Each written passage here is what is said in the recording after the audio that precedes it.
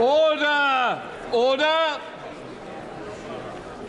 Before we come to the statement by the Chancellor of the Exchequer, I have language interpretation proceeding. Chancellor of the Exchequer to make a statement. Chancellor. Thank you, Mr. Speaker. And, Mr. Speaker, let me start directly with the issue most worrying the British people today, the cost of energy. People will have seen the horrors of Putin's illegal invasion of Ukraine. They will have heard reports that their already expensive energy bills could reach as high as £6,500 next year. Mr. Speaker, we were never going to let this happen.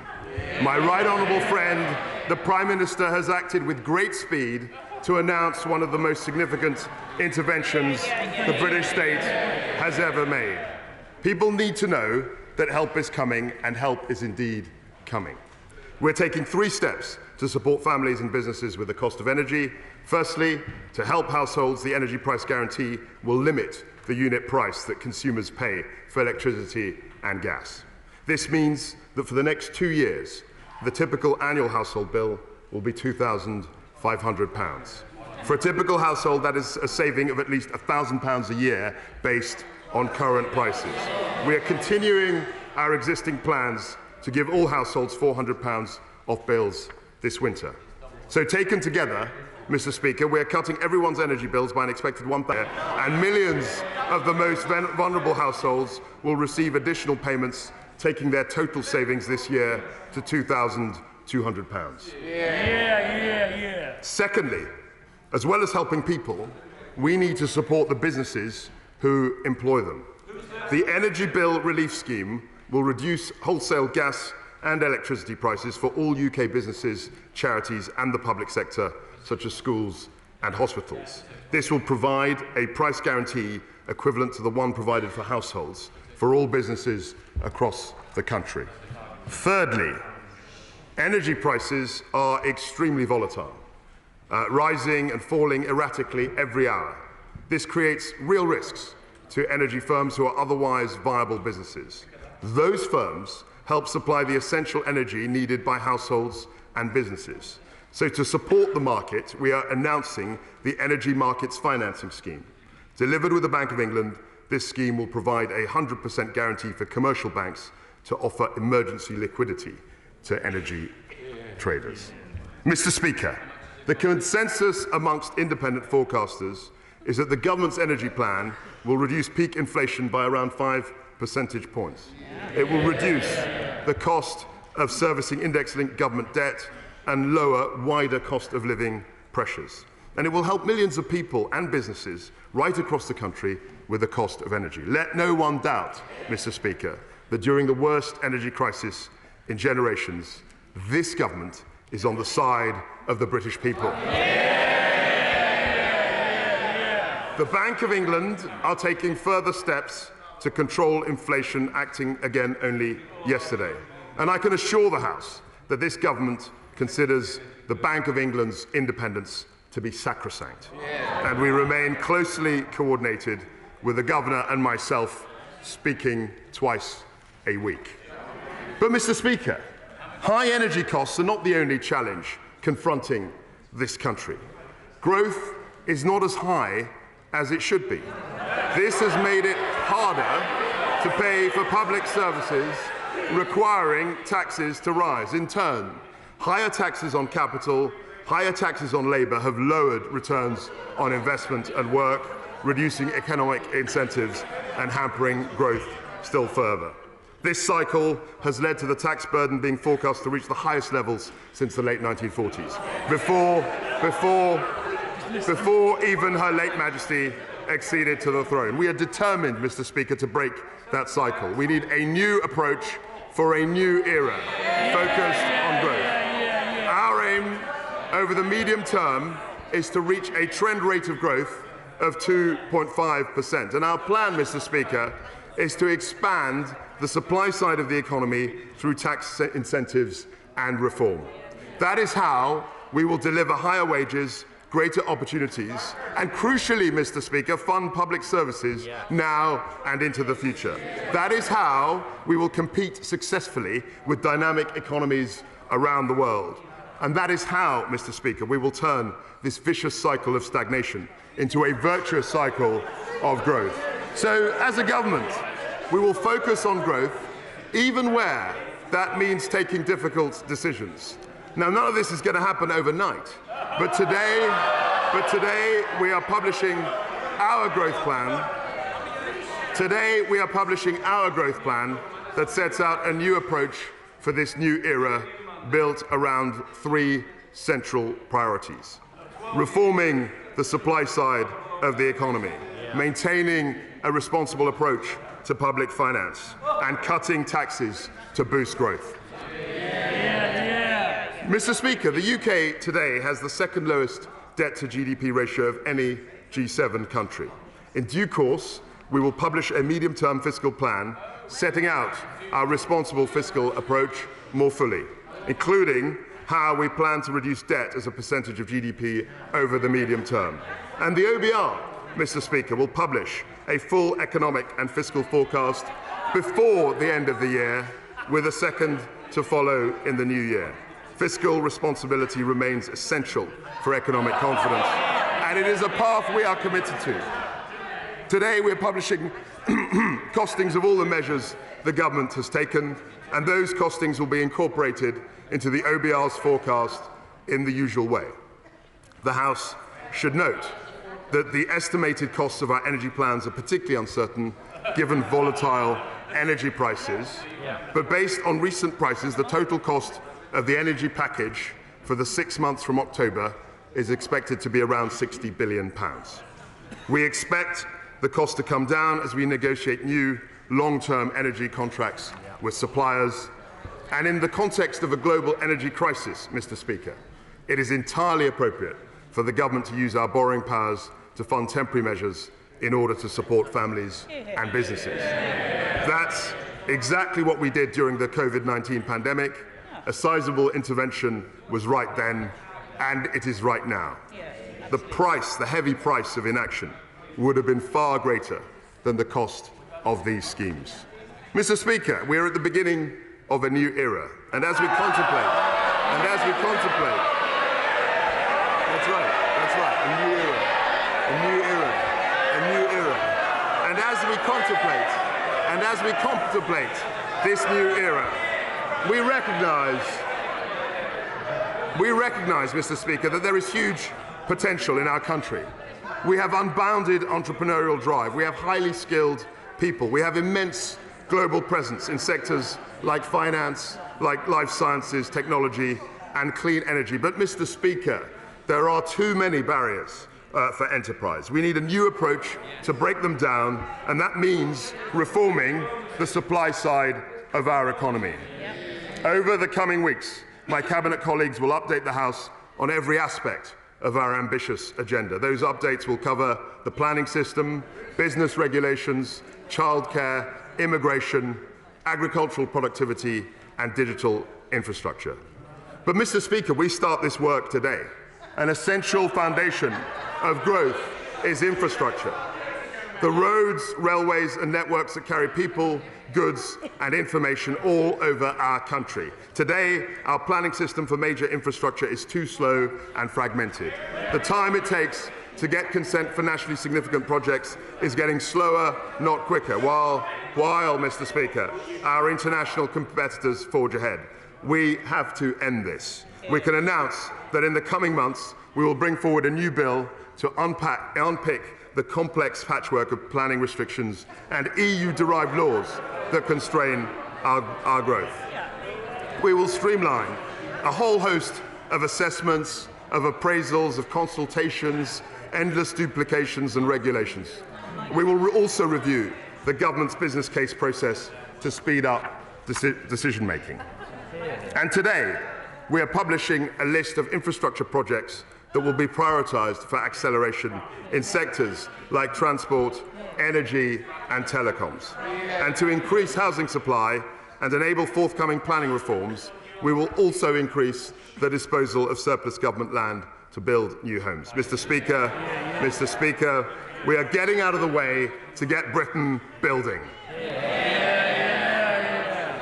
One of the proudest achievements of our Conservative government is that unemployment is at the lowest level for nearly 50 years. But with more vacancies than unemployed people to fill them, we need to encourage people to join the labour market. We will make work pay by reducing people's benefits if they don't fulfil their job search commitments.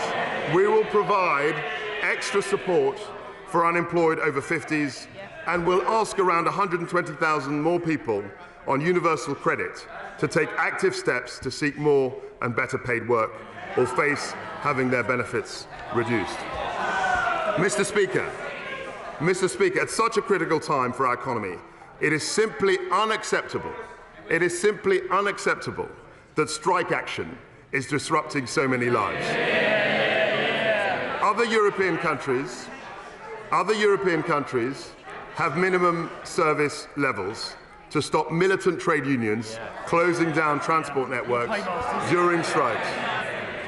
So we will do the same, and we will go further. We will legislate to require unions to put payoff negotiations have genuinely broken down. And of course, Mr. Speaker, to drive growth, we need new sources of capital investment. To this end, I can announce that we will accelerate reforms to the pension charge cap so that it will no longer apply to well-designed performance fees. This will unlock pension fund investments into UK assets and innovative high-growth businesses. It will benefit, Mr. Speaker, savers and increase growth. And we will provide up to £500 million to support new innovative funds and attract billions of additional pounds into UK science and technology scale-ups. Now, Mr. Speaker, this brings me to the cap on bankers' bonuses. A strong UK economy has always depended on a strong financial services sector. We need global banks to create jobs here, invest here, and pay taxes here in London, not in Paris, not in Frankfurt, and not in New York. All the bonus cap did was to push up the basic salaries of bankers or drive activity outside Europe. It never capped total remuneration. So let's not sit here and pretend otherwise. It didn't cap total remuneration. So as a consequence of this, Mr. Speaker, we are going to get rid of it.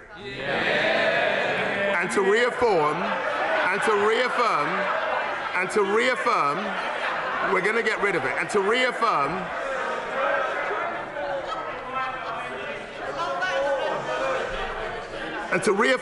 the UK's status as the world's financial services centre, I will set out an ambitious package of regulatory reforms later in the autumn. But, Mr. Speaker, to support growth right across the country, we need to go further with targeted action in local areas. So today, I can announce the creation of new investment zones. We will liberalise planning rules in specified agreed sites, releasing land and accelerating development. And, Mr. Speaker, we will cut taxes. For businesses in designated tax sites for 10 years, there will be accelerated tax reliefs for structures and buildings and 100% tax relief on qualifying investments in plant and machinery. On purchases of land and buildings for commercial or new residential development, there will be no stamp duty to pay whatsoever. On newly occupied business premises, there will be no business rates to pay whatsoever. And if a business hires a new employee in the tax site, then on the first £50,000 they earn, the employer will pay no national insurance whatsoever. That is an unprecedented set of tax incentives for business, Mr. Speaker, to invest, to build, and to create jobs right across the country.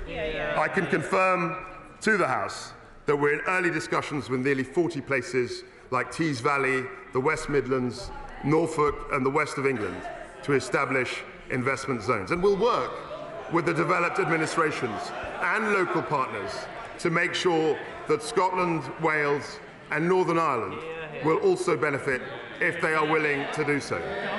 If we really want to level up, Mr. Speaker, We have to unleash the power of the private sector. And now, Mr. Speaker, we come to tax, central to solving the riddle of growth. The tax system is not simply about raising revenue for public services, vitally important though that is. Tax determines the incentives across our whole economy. And we believe that high taxes reduce incentives to work, they deter investment, and they hinder enterprise. As my right honourable friend, the Prime Minister, has said, we will review the tax system to make it simpler, more dynamic, and fairer for families, and we're taking that first step today.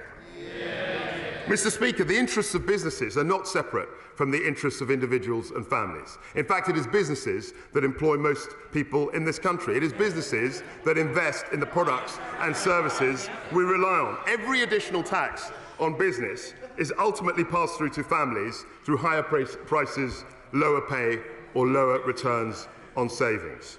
So I can therefore confirm that next year's planned increase in corporation tax tax rate will not rise to 25%. It will remain at 19%, and we will have the lowest rate of corporation tax in the G20. This will plough almost £19 billion a year back into the economy.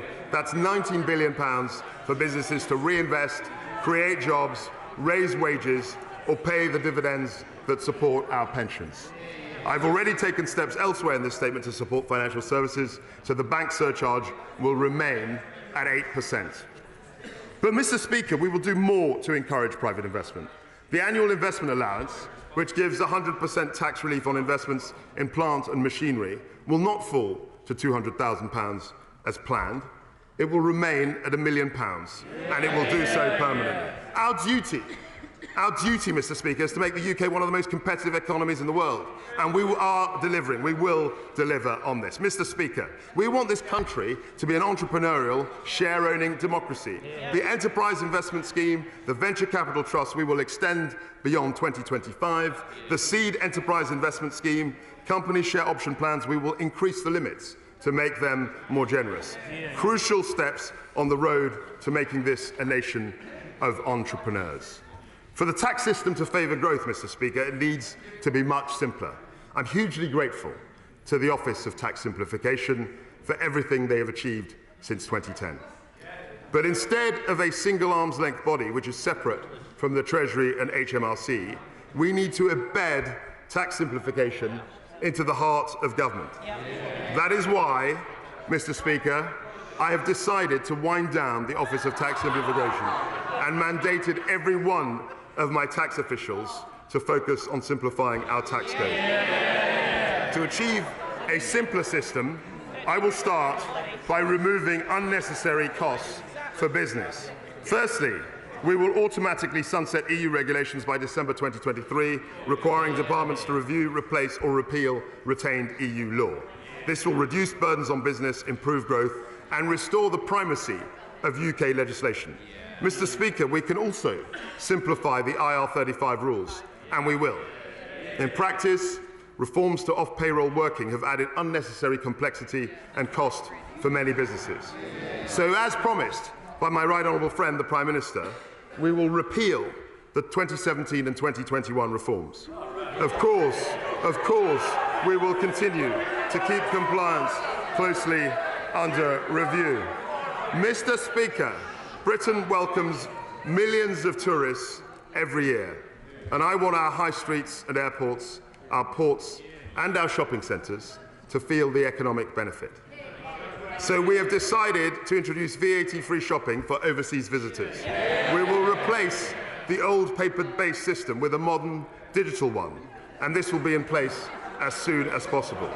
This is a priority for our great British retailers, so it is our priority too. Our drive to modernise also extends to alcohol duties. I have listened to industry concerns about the ongoing reforms. I will therefore introduce an 18-month transitional measure for wine duty. I will also extend draft relief to cover smaller kegs of 20 litres and above to help smaller breweries. And at this difficult time, we are not going to let alcohol duty rates rise in line with RPI. So I can announce that the planned increases in the duty rates for beer, for cider, for wine, and for spirits will all be cancelled. Now, Mr. Speaker, we come to the question of personal taxation. It is an important principle that people should keep more of the money they earn. And it is good policy, Mr. Speaker, to boost the incentives for work and enterprise. Yesterday, we introduced a bill that means the health and social care levy will not begin next year. It will be cancelled. The increase in employer national insurance contributions and dividends tax will be cancelled. And the interim increase in the national insurance rate brought in for this tax year will also be cancelled. And this cut will take effect from the earliest possible moment, November the 6th. Reversing the levy delivers a tax cut for 28 million people, Mr. Speaker, worth on average £330 every year. A tax cut for nearly 1 million businesses, and I can confirm the additional funding for the NHS and social care services will be maintained at the same level. Thank you. Mr. Speaker, I have another measure. Today's statement is about growth.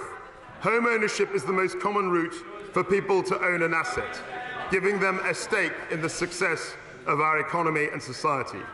So to support growth, increase confidence and help families aspiring to own their own home, I can announce that we are cutting stamp duty. In the current system, there is no stamp duty to pay on the first £125,000 of a property's value.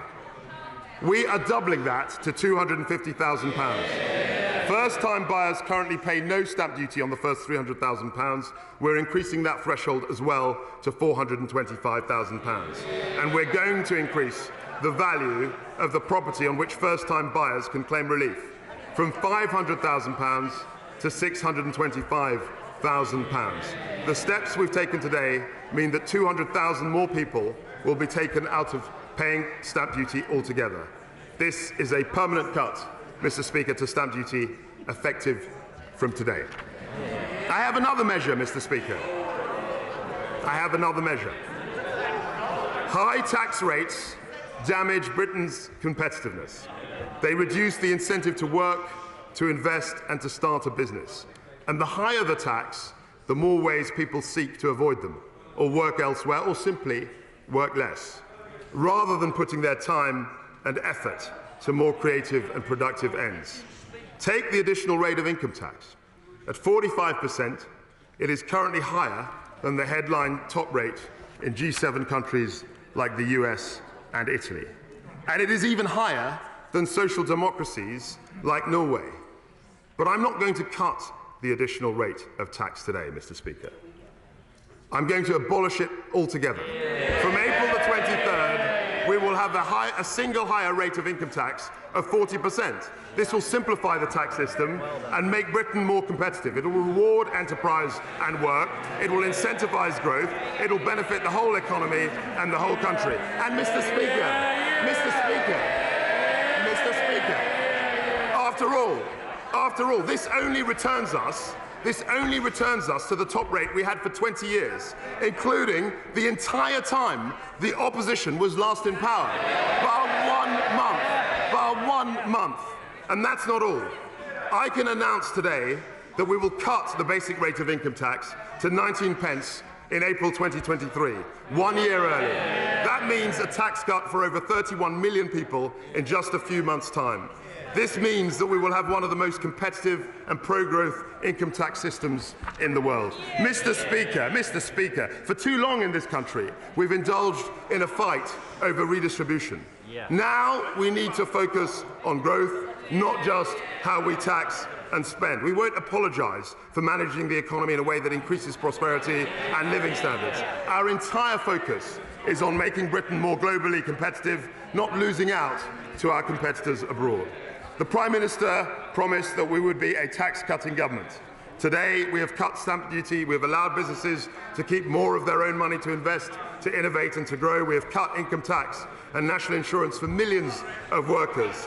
We are securing our place in a fiercely competitive global economy with lower rates of corporation tax and lower rates of personal tax. We promised to prioritise growth, Mr. Speaker. We promised a new approach for a new era. We promised to release the enormous potential of this country. Our growth plan has delivered all those promises and more, Mr. Speaker, and I commend it to the House.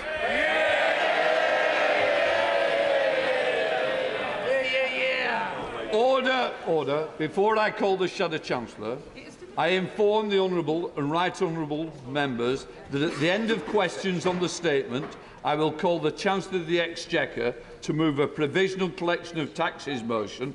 Copies of the motion are being made available in the vote office. I now call the Shadow Chancellor of the Exchequer, Rachel Reeves. Thank you, Mr. Speaker. I would like to welcome the Right Honourable Gentleman to his place.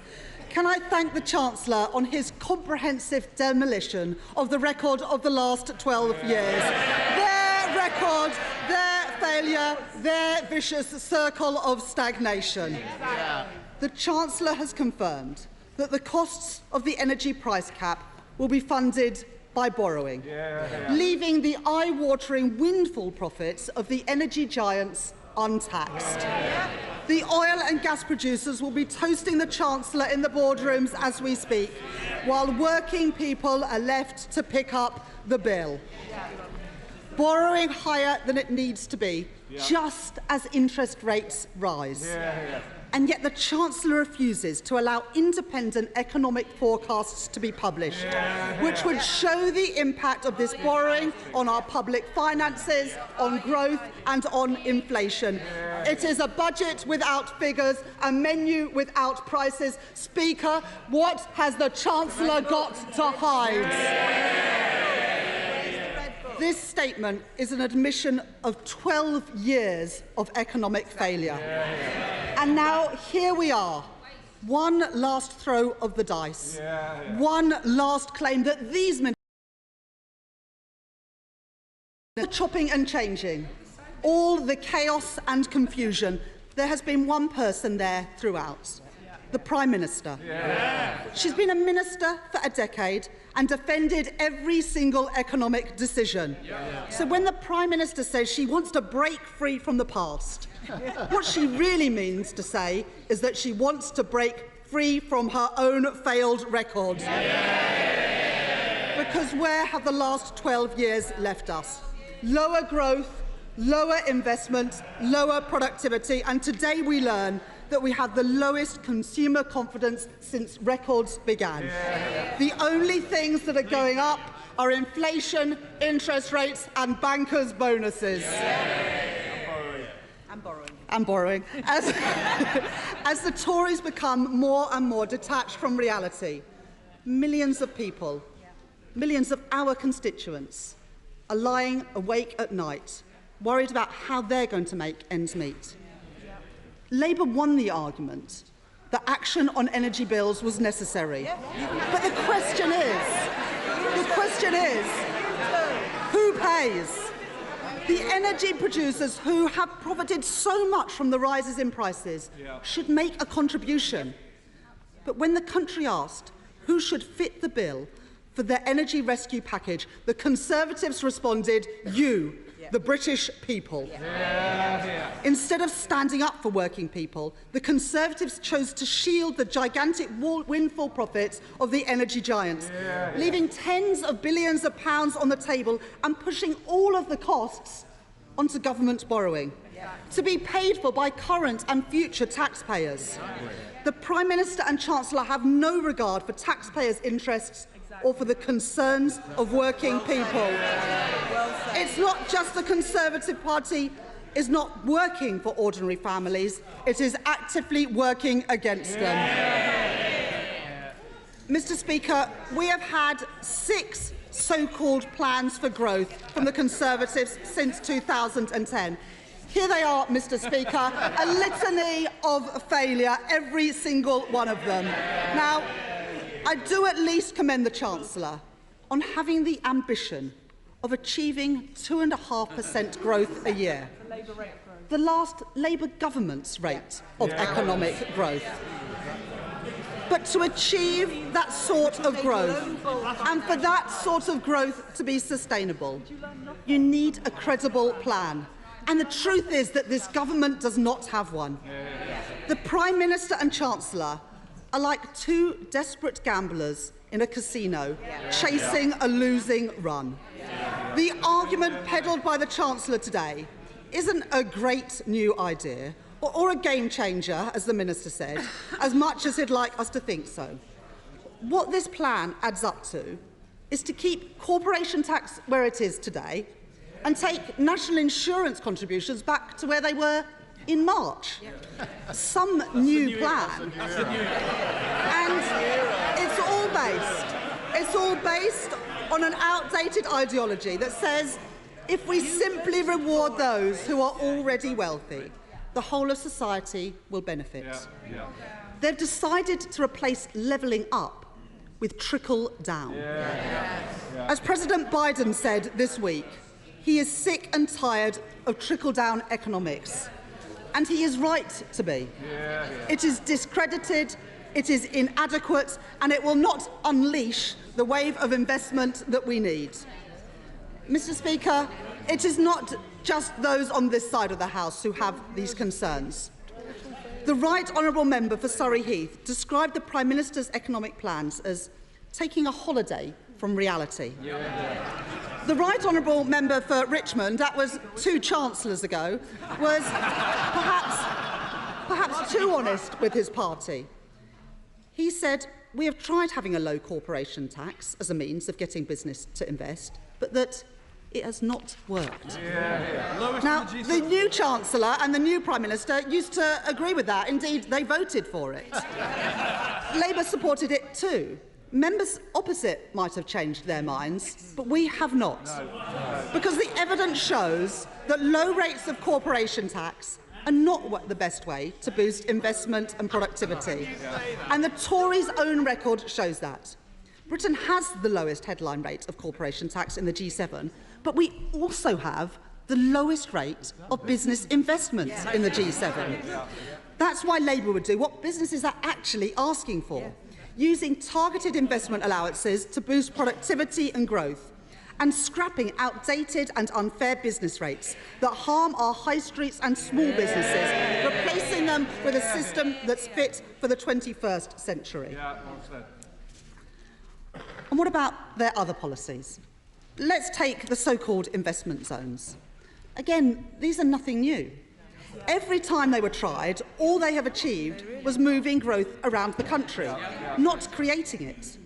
The best way out of the high-tax, low-growth spiral that the Conservatives have created is to get the economy firing on all cylinders in all parts of the country. It's going to take much more than a stamp duty cut to get our country back on track, and home ownership back to the levels last seen under a Labour government. Now, these stamp duty changes have been tried before. Last time the government did it, a third of the people who benefited were buying a second home, a third home, or a buy-to-let property. Is that really the best use of taxpayers' money when borrowing and debt are already so high? And can the Chancellor confirm today how much of this stamp duty cut will go to those purchasing multiple properties? Instead of stamp duties going up and down like a yo-yo, we need to get building. We need to target support at first-time buyers and tackle the issue of homes being sold to overseas investors. The Chancellor has made clear who his priorities are today. Not a plan for growth, a plan to reward the already wealthy, a return to the trickle-down of the past, back to the future, not a brave new era. The Chancellor and Prime Minister proclaimed in Britannia Unchained that the British are amongst the worst idlers in the world. And to prove that they mean it, instead of supporting working people, this government is cutting their rights at work, Working people are the backbone of Britain and they should be respected, not sneered at. Labour will always stand up for their rights. Mr. Speaker, the Chancellor has in effect today admitted he has broken his own fiscal rules. This is now the 10th time that the Tories have broken their own fiscal rules. Something I'm sure that the Office for Budget Responsibility would have confirmed if they had been allowed to publish their forecasts today. Mr. Speaker, it is unprecedented to have a fiscal statement of this scale with no independent forecasts from the Office for Budget Responsibility. Never has a government borrowed so much and explained so little. Economic institutions matter, yet this government has undermined the Bank of England, sacked the respected Permanent Secretary at the Treasury and silenced the Office for Budget Responsibility. This is no way to build confidence. This is no way to build economic growth. Mr. Speaker, Labour believes in wealth creation. We will always support enterprise, creativity and hard work. We want British business to grow, to be successful and to contribute to our country's prosperity. What we don't believe, as the Chancellor and Prime Minister do, is that British workers are idlers. We understand that it is the workers who turn up every day to make a great product at a factory or deliver a great service in the store who generate growth. It is the teachers giving the young people the skills they need, the doctors and nurses keeping people well, the entrepreneur taking a personal risk to start a new business. These are the people who generate growth and they all deserve to share in it too. Mr. Speaker, this statement is more than a clash of policies. It is a clash of ideas. Two different ideas about how our country prospers. If you are a pensioner worried about the cost of living, a working family see your mortgage rate going up, a small business whose costs are spiralling, the government's announcements today do little to reassure them. Bigger bonuses for bankers, huge profits for energy giants, shamelessly shielded by Downing Street, and all the while, ministers pile the crushing weight of all of these costs onto the backs of taxpayers. The value of sterling has fallen. We can see it, half his colleagues suspect it, and financial markets know it. The verdict is clear. When it comes to the economy, this Tory leadership do not know what they are doing. The Conservatives cannot solve the cost of living crisis. The Conservatives are the cost of living crisis, and our country cannot afford them anymore. Chancellor of the Exchequer. Thank you, Mr. Speaker. I was very interested to hear the Right Honourable Lady's defence, and I was very curiously affected when she said that Labour believes in wealth creation. That was the biggest fancy I've ever heard. You cannot grow, Mr. Speaker, the economy if you keep taxing families. You cannot grow the economy. You cannot grow the economy if you see business as the enemy. We have to reiterate very clearly to our friends on the opposite benches that you cannot tax your way to prosperity. You cannot help workers by increasing their taxes. And far from denigrating British workers, what our measures have done, is they are relieving burdens on our workers and our people by intervening on energy prices and also relieving the burden of taxation. We've got to unshackle the creative energies of this country, and that's what we're 100% focused on doing. Committee Melstride. Mr. Speaker, I welcome much in this statement. There is a great deal that will help millions of families and businesses up and down the country, but there is a vast void at the centre of the announcements that have been made this morning, and that is the lack of an independent OBR forecast. And at a time, Mr. Speaker, when the markets are getting twitchy about government bonds, when the currency is under pressure, now is the time for transparency and make it very clear that whatever tax cuts or otherwise there may be, they are done in a fiscally responsible manner. And I have to say to my right honourable friend that he should have come forward with an OBR forecast, and that we know as a committee, because of our correspondence with Richard Hughes, the head of the OBR, that the OBR was standing ready to come forward with just such a forecast.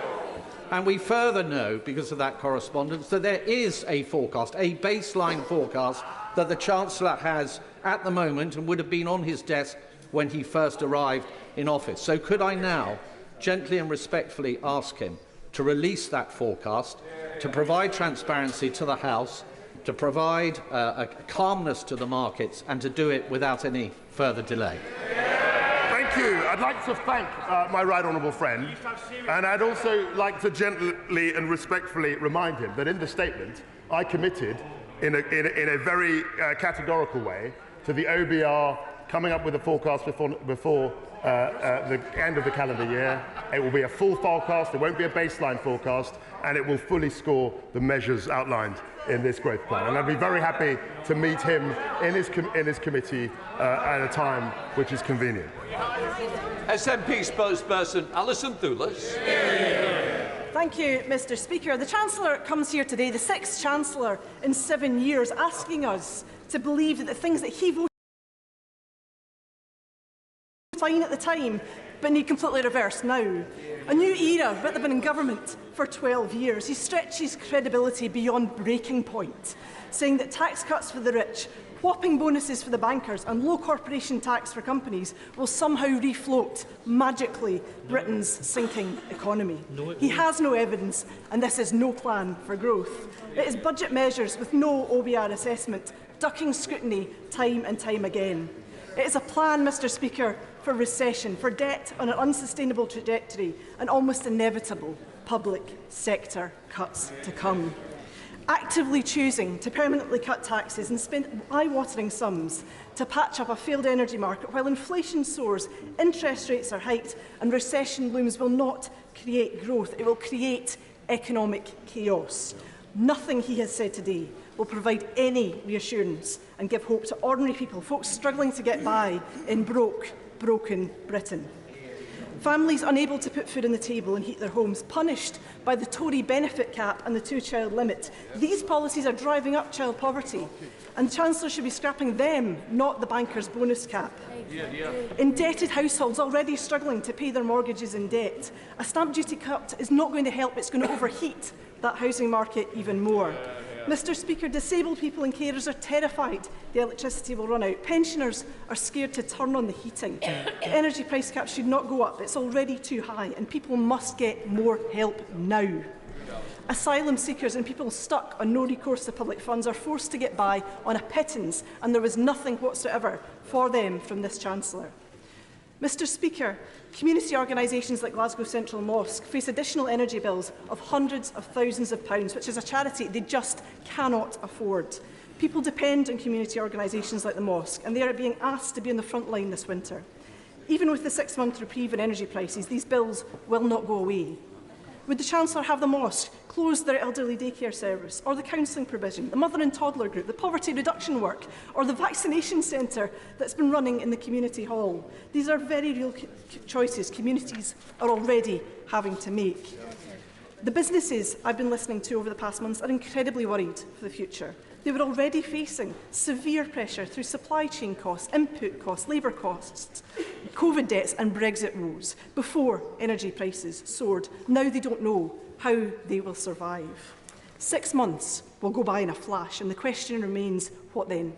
What then from the Chancellor? Companies can't wish away these bills. The eye-wateringly unaffordable contracts they are being forced to sign right now. What happens to those businesses who just miss the arbitrary cut-off? And what of the increase in standing charges, which we already know are disproportionately high in Scotland? Mr. Speaker, Scotland is an energy-rich country, but we don't have the power. Scotland's renewables sector is booming, but in off-gas grid rural Scotland, surrounded by the wind turbines generating clean green energy, people are having to spend an absolute fortune in heating oil. In Argyll and Bute, in Angus, the Highlands and Isles and across our rural communities, household fees increases of over 230% in the past 2 years alone. The UK Government's offer of £100 is nothing short of an insult as people turn to credit cards to fill up their fuel tanks.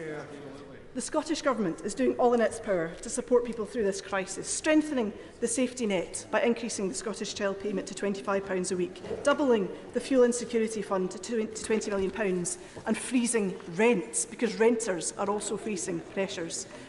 We have the highest rate of the real living wage in Scotland. We've invested in tackling fuel poverty and energy efficiency, but we could do so much more with more budget and more powers. At the back of the Blue Book today, still no carbon capture and storage for the north east of Scotland, a game changer for renewables in Scotland. Where is that in the Chancellor's plans? Nowhere again. We could have growth by investing in skills, in net zero and productivity. The Chancellor's plans will not do this. Mr. Speaker, people don't freeze to death in our Nordic neighbours, and people there are not living in one of the most unequal countries in the world, and it's only getting worse. This right-wing, Thatcher cosplaying shambles of a government is making choices that they will never feel the consequences of. Mr. Speaker, I beg of this Chancellor to listen to those on the edge, those who are desperately looking right now to him for a lifeline, but no one should have to beg for a decent standard of living. The people of Scotland see a Scottish Government doing their best to mitigate the worst, but stymied by the broken politics of this union and this economic madness we heard from the Chancellor today. Scotland is looking for a different path, Mr. Speaker. Scotland needs independence. What Scotland doesn't need is reheated socialism from the SNP. She mentioned energy, and I'm always staggered when people in her party mention energy, and they don't countenance nuclear power. Nuclear power is a great, clean form of energy. And while we speak about energy, she will know that we have indeed listened. We have implemented a limit to energy prices. My right honourable friend, the Prime Minister, who's no longer in her place, made the engagement within 2 days of taking office, and it's something which I'm very proud of, and we've also extended it to supporting businesses. In fairness, the spokesman for the SNP was heard in silence by members on this side. I certainly expect the answer to be heard in silence, and especially as it affects the constituencies concerned. Chancellor of the Exchequer. And I was very surprised to hear her mention energy, given the SNP's appalling record in that regard. I'm very open to her ideas, but I would very much recommend that she pursues nuclear power, which has got a great tradition in Scotland. John Glenn.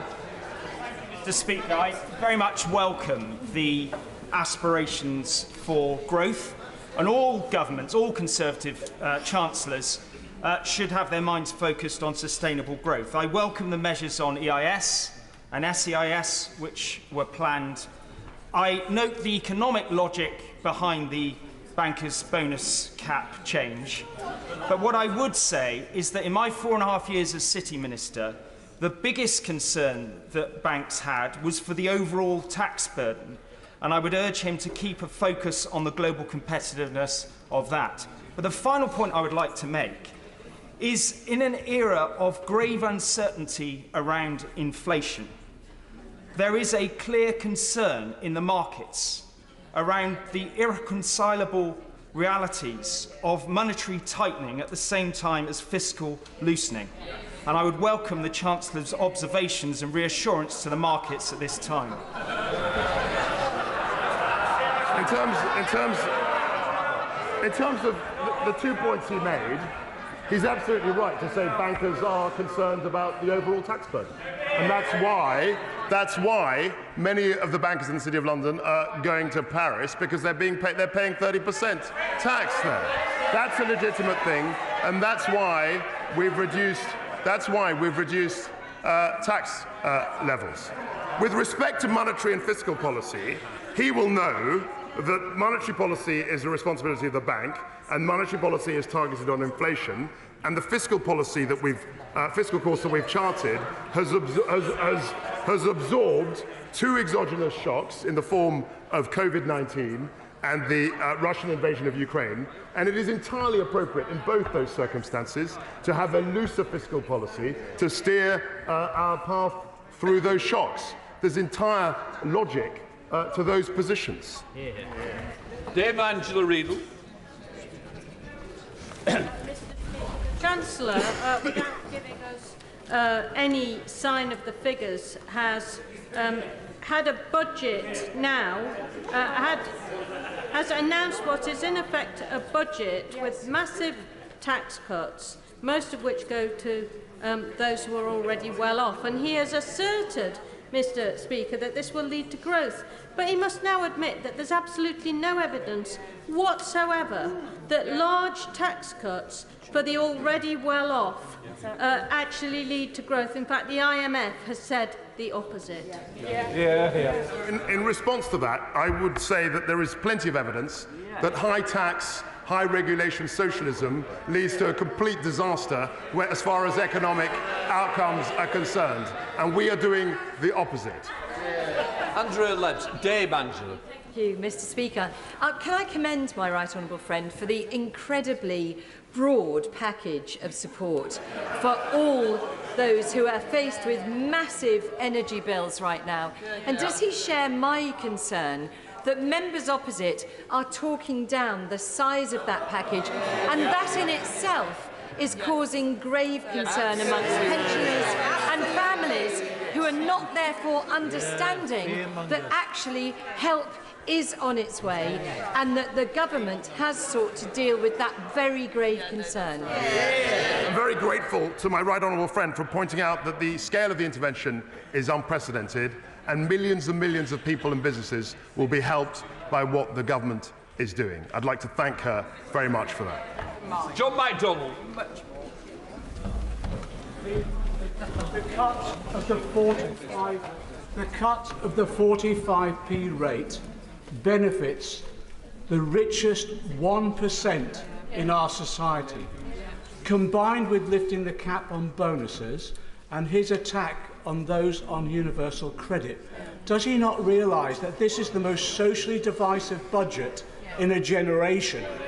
And has he not looked at history of engineered booms of this sort, which in the 1960s, the dash for growth created catastrophe in our economy, the Barber boom of the 70s created unemployment, and the Lawson boom eventually created chaos. The only benefit which each of those three engineered booms resulted in the fall of a Tory government.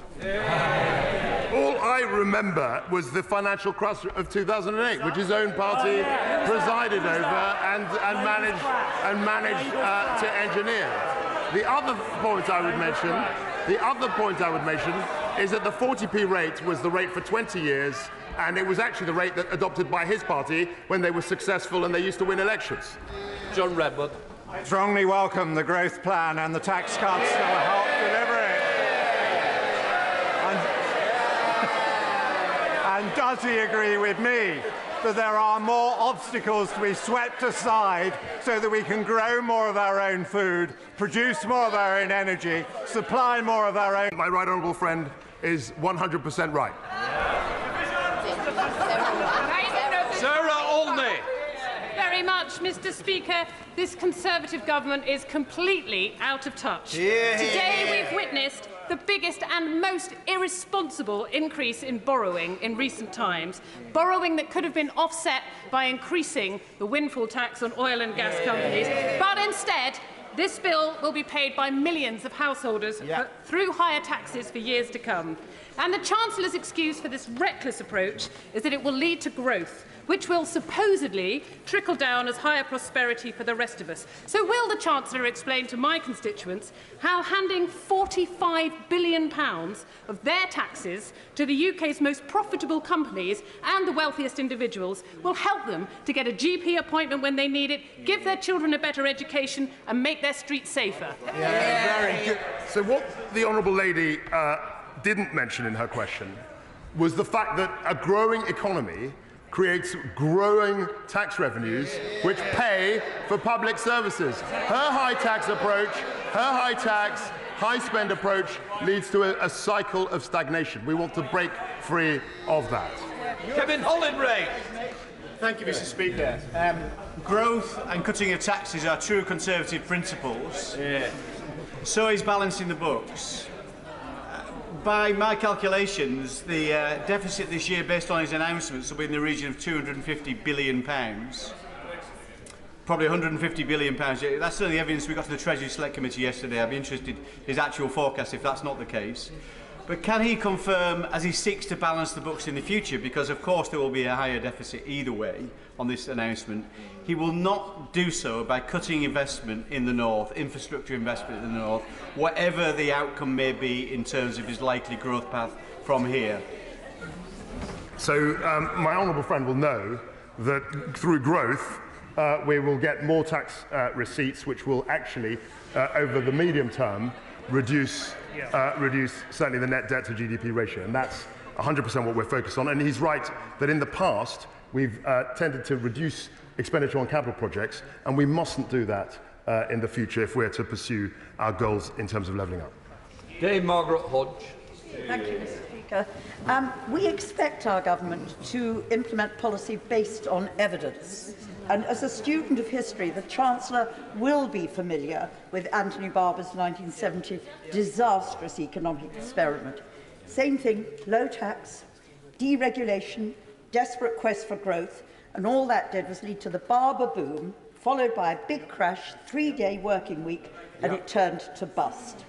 The Chancellor is risking all our livelihoods, he's risking our economy, and he's risking our public finances on the altar of a discredited ideology. A tsunami of tax cuts and giveaways to 80,000 Conservative members who voted the Prime Minister into office, and little for the 80% of Britons who are struggling and facing a tough winter ahead is outrageous.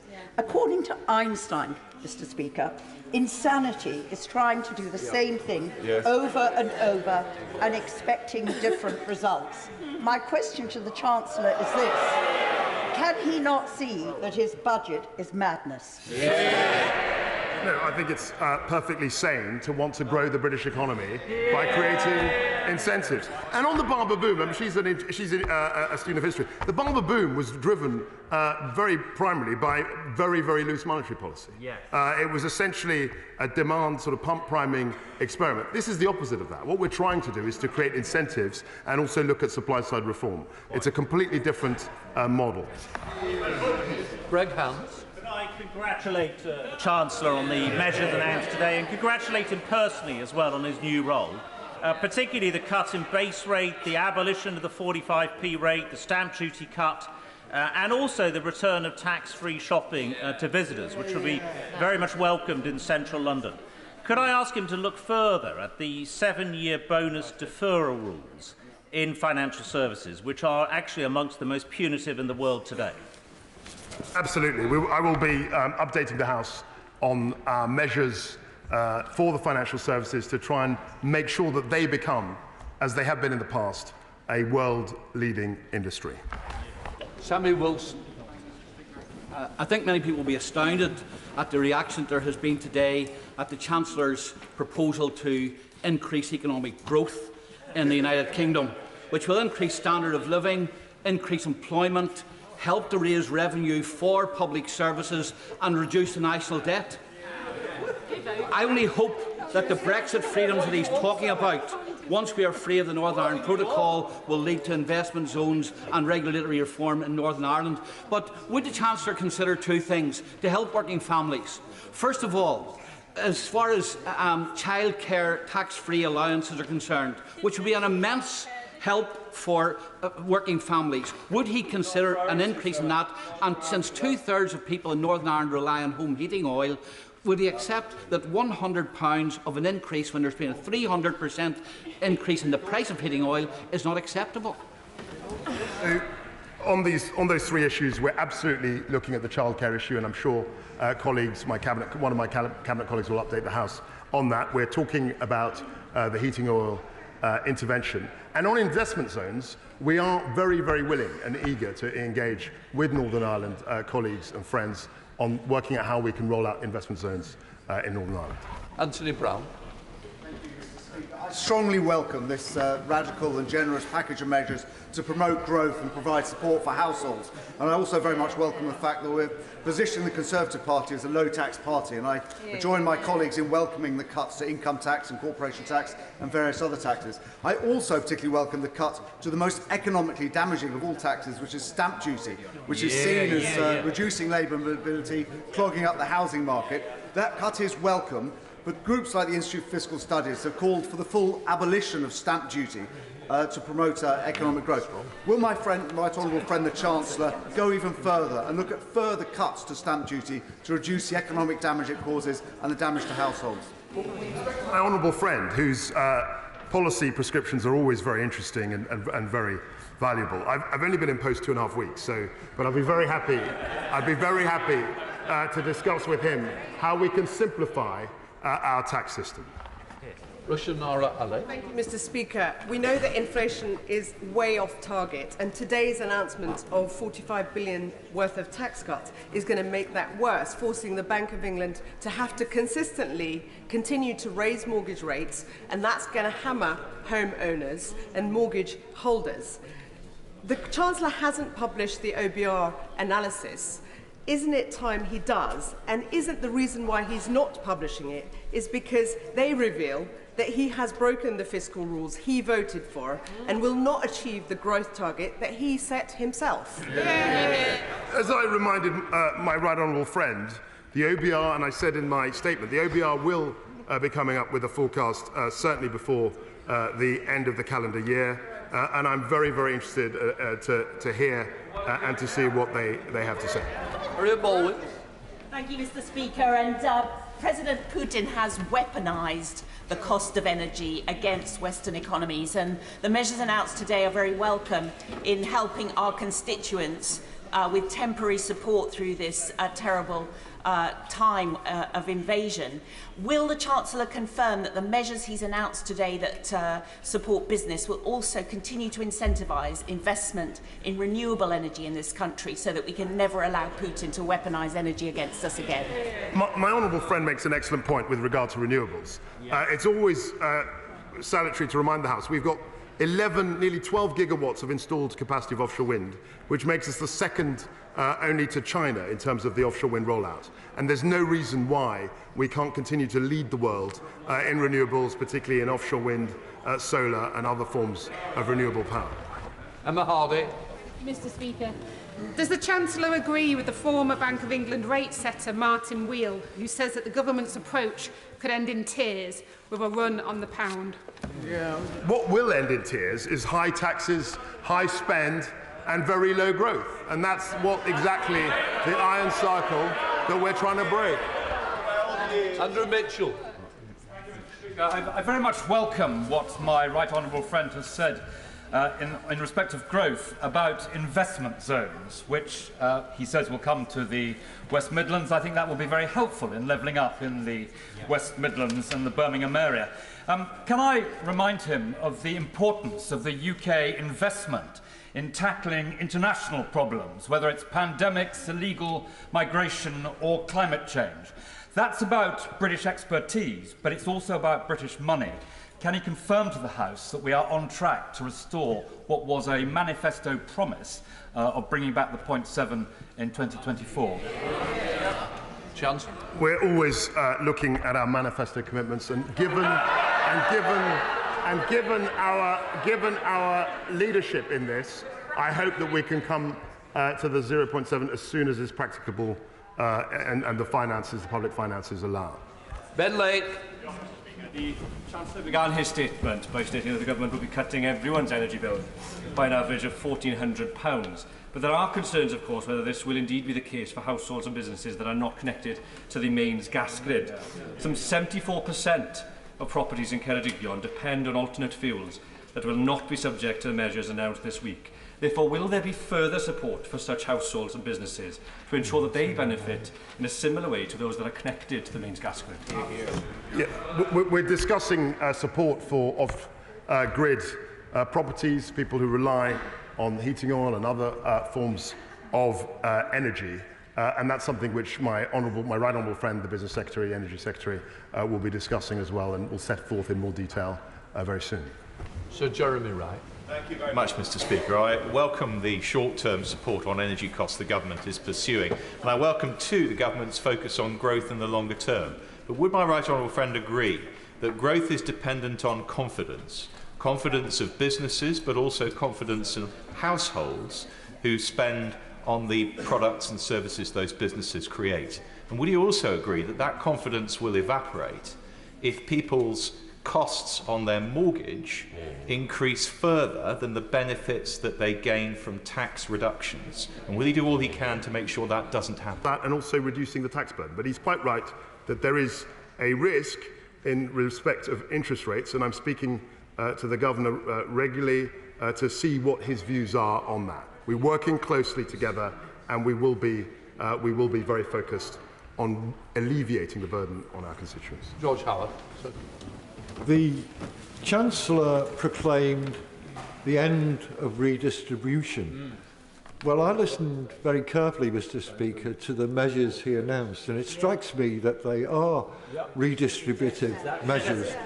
They redistribute away from those in the greatest need to those in the least need. How, Mr. Speaker, does in that context, how does he defend spending £10 billion a year on the buy-to-let scheme, which serves only to help those who don't need it to buy houses that they don't live in, and serves no purpose whatsoever for those who end up renting them? Just in the statement on helping people, there are measures in our statement across the income scale, and we are very, very focused not on growth. So what I said was that we indulge in a fight on redistributing something which is small, which we should be trying to grow, and that's where our focus is. James Cartledge. I congratulate my right friend on his statement and his position. He knows that to increase output, he needs there to be capacity in the labour market, and that is extremely tight. He will come under huge pressure for loosening immigration rules. Can I urge him instead, as he said, to focus on the economically inactive, to ensure that they get the support? Because is it not the case that those who've been written off, yes, mild mental health, anxiety and all the rest of it, if they get the right support, it's in their interest to get back to work, and it's in the interest of their self-esteem? The friend is absolutely right. There is a huge impetus, there's a huge pool of talent that needs to be brought into the labour market, and every government, our government in particular, should be focused on trying to bring more people into the labour market. Angus Brendan McNeill. Mr. Speaker, the Chancellor is midwife to profiteering by energy companies on the public's credit card. He's done very little, as my friend from Kerrydignan said, about rural and island places dependent on central heating oil. People in my constituency on electricity are having a unit rate of 33 pence, while in London it's 29.6 pence, 10% higher. The standing charge is 51 pence in my constituency, 32% in London, a staggering 60% higher. And these are figures from E.ON yesterday. This UK government is a highwayman, absolutely stealing from energy-rich Scotland. It is a disgrace. And this Chancellor should be conducting himself far more fairly than he is. This is, as has been said, something for the rich and not for the deserving. I reject that, and he will know that when I was Business, Energy and Industrial Secretary, Industrial Strategy Secretary, I was very focused on bringing the renewable pot for remote island wind. And we achieved great things working together, and I hope that we can continue that dialogue now I'm in this office. Richard Drax. Thank you, Mr. Speaker. Can I welcome our honourable friend to his place, and how refreshing to hear some Conservative policies. Weymouth is talking with officials about the idea of an investment zone. We are entirely supportive, and we very much hope we get it. But what they ask for, if we do get it, that we get the infrastructure funding to go with it, for without that, we will not attract the private investment that we need to create the prosperity and jobs. My honourable friend is absolutely right. We're trying to link the investment zones, and we will link the investment zones to infrastructure projects, because one without the other doesn't make sense. But I'd be very interested to talk to him about Weymouth and about the opportunities for investment zones in that area. In Meg Hillier. Thank you, Mr. Speaker. Mr. Speaker, we've seen this Chancellor rip up fiscal responsibilities, sack the senior civil servant at the Treasury, and mortgage our children's and our country's future. And it's not just me that's concerned about his ambition for growth. The Institute for Fiscal Studies tells us that we shouldn't underestimate the scale of the challenge. I hopefully don't know anyone does that. An increase in annual growth of more than 0.7% of national income, the increase required just to stabilise debt as a share of GDP, would be equivalent to the difference between the growth in the UK experienced in the 25 years from 1983. There is no miracle cure, they say. There is not. Can the Chancellor just admit that he's fiscally irresponsible and that he's gambling with this country's future? I don't admit that at all. In fact, the gamble was to do nothing. The gamble was to stick on the path that we were on and simply raise spending and raise taxes and think somehow magically we were going to get to the promised land. That was not a credible path. This is. Nikki Aikey. I certainly welcome the comprehensive growth plan that the Chancellor has outlined today. I particularly welcome the reintroducing of tax-free shopping for international visitors. I hope that also now includes EU citizens. This Chancellor, this government sounds like it's very much a reforming government, and I welcome that. Can you please, can my right honourable friend please guarantee that he will consider now reforming one of the most antiquated, punitive taxes we have, business rates? A tax review to fit our tax system to the 21st century, and I'd like to pay tribute to my honourable friend and her campaign on VAT, the business secretary, and I hope that we can actually deliver on her vision. Kenny McCaskill.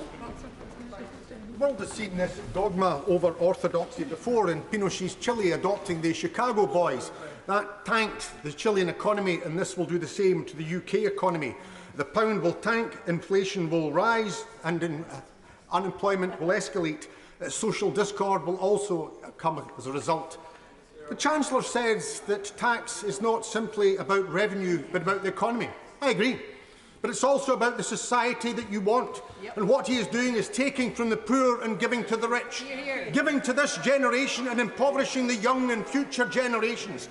Ensuring that the UK becomes an ever more unequal society. That comes at a cost not just in unemployment, but all sorts of social issues that we saw in the 1980s. That's why Scotland demands its referendum.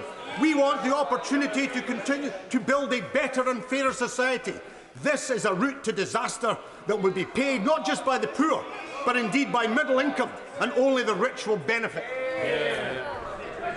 Well, I'm glad to hear the honourable gentleman's optimistic assessment of my growth plan, but I think he's entirely wrong. I think what we have to do is focus on growth. That's what we're doing, and that's what we will be delivering.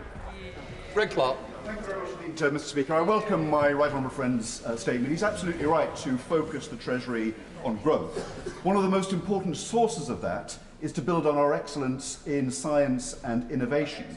So will my right honourable friend say whether he's still committed to reaching the 2.4% international average for R&D investment by 2027 and to achieve his target of 20 billion by the end of this Parliament? That, and I want to pay tribute to my right honourable friend's tenure in Bays. He was a great Secretary of State who really championed science. I did try to do the same in that post, and I look forward to engaging with him on the science agenda going forward. John Trickey. Thank you, Mr. Speaker. And isn't it clear that the Chancellor's growth plan only grows one part of the economy, and that's the bankers' bonuses and the incomes of the richest in our society? And if the Chancellor really wants to cut through the cycle of low pay, poor productivity and low economic growth, shouldn't he actually be abandoning his ideological commitment to trickle-down economics and finally announce a massive public programme of investment in England and Britain's regions and nations? So we do have a massive programme of investment, and it's called business and the private sector being able to mobilise capital to act in such institutions like investment zones. That's a really radical plan, and I was delighted to announce it this morning. Robert Halford. Thank you very much, Mr. Speaker. I strongly welcome the income tax cuts and the energy rebates and the freeze, as well as the other cost of living measures, which will enormously help my constituents, many of whom are working 7 days a week just to keep their heads above water. If I could just ask my right honourable friend, he knows that petrol and diesel prices have been historic highs, and that hauliers have been paying up to £125 more every time they fill up. White van men and women filling up £25 more every time they fill up at the petrol stations. So will my right honourable friend, when he comes back and does a full budget, please do everything he can to cut fuel duty, because as he has made clear, he's a tax-cutting chancellor. Yeah, I'd be very happy to engage my right honourable friend on that. I've entered the House at the same time as he did, and I know that nobody has been more tireless and unstinting in supporting his constituents and focusing on lessening the tax burden.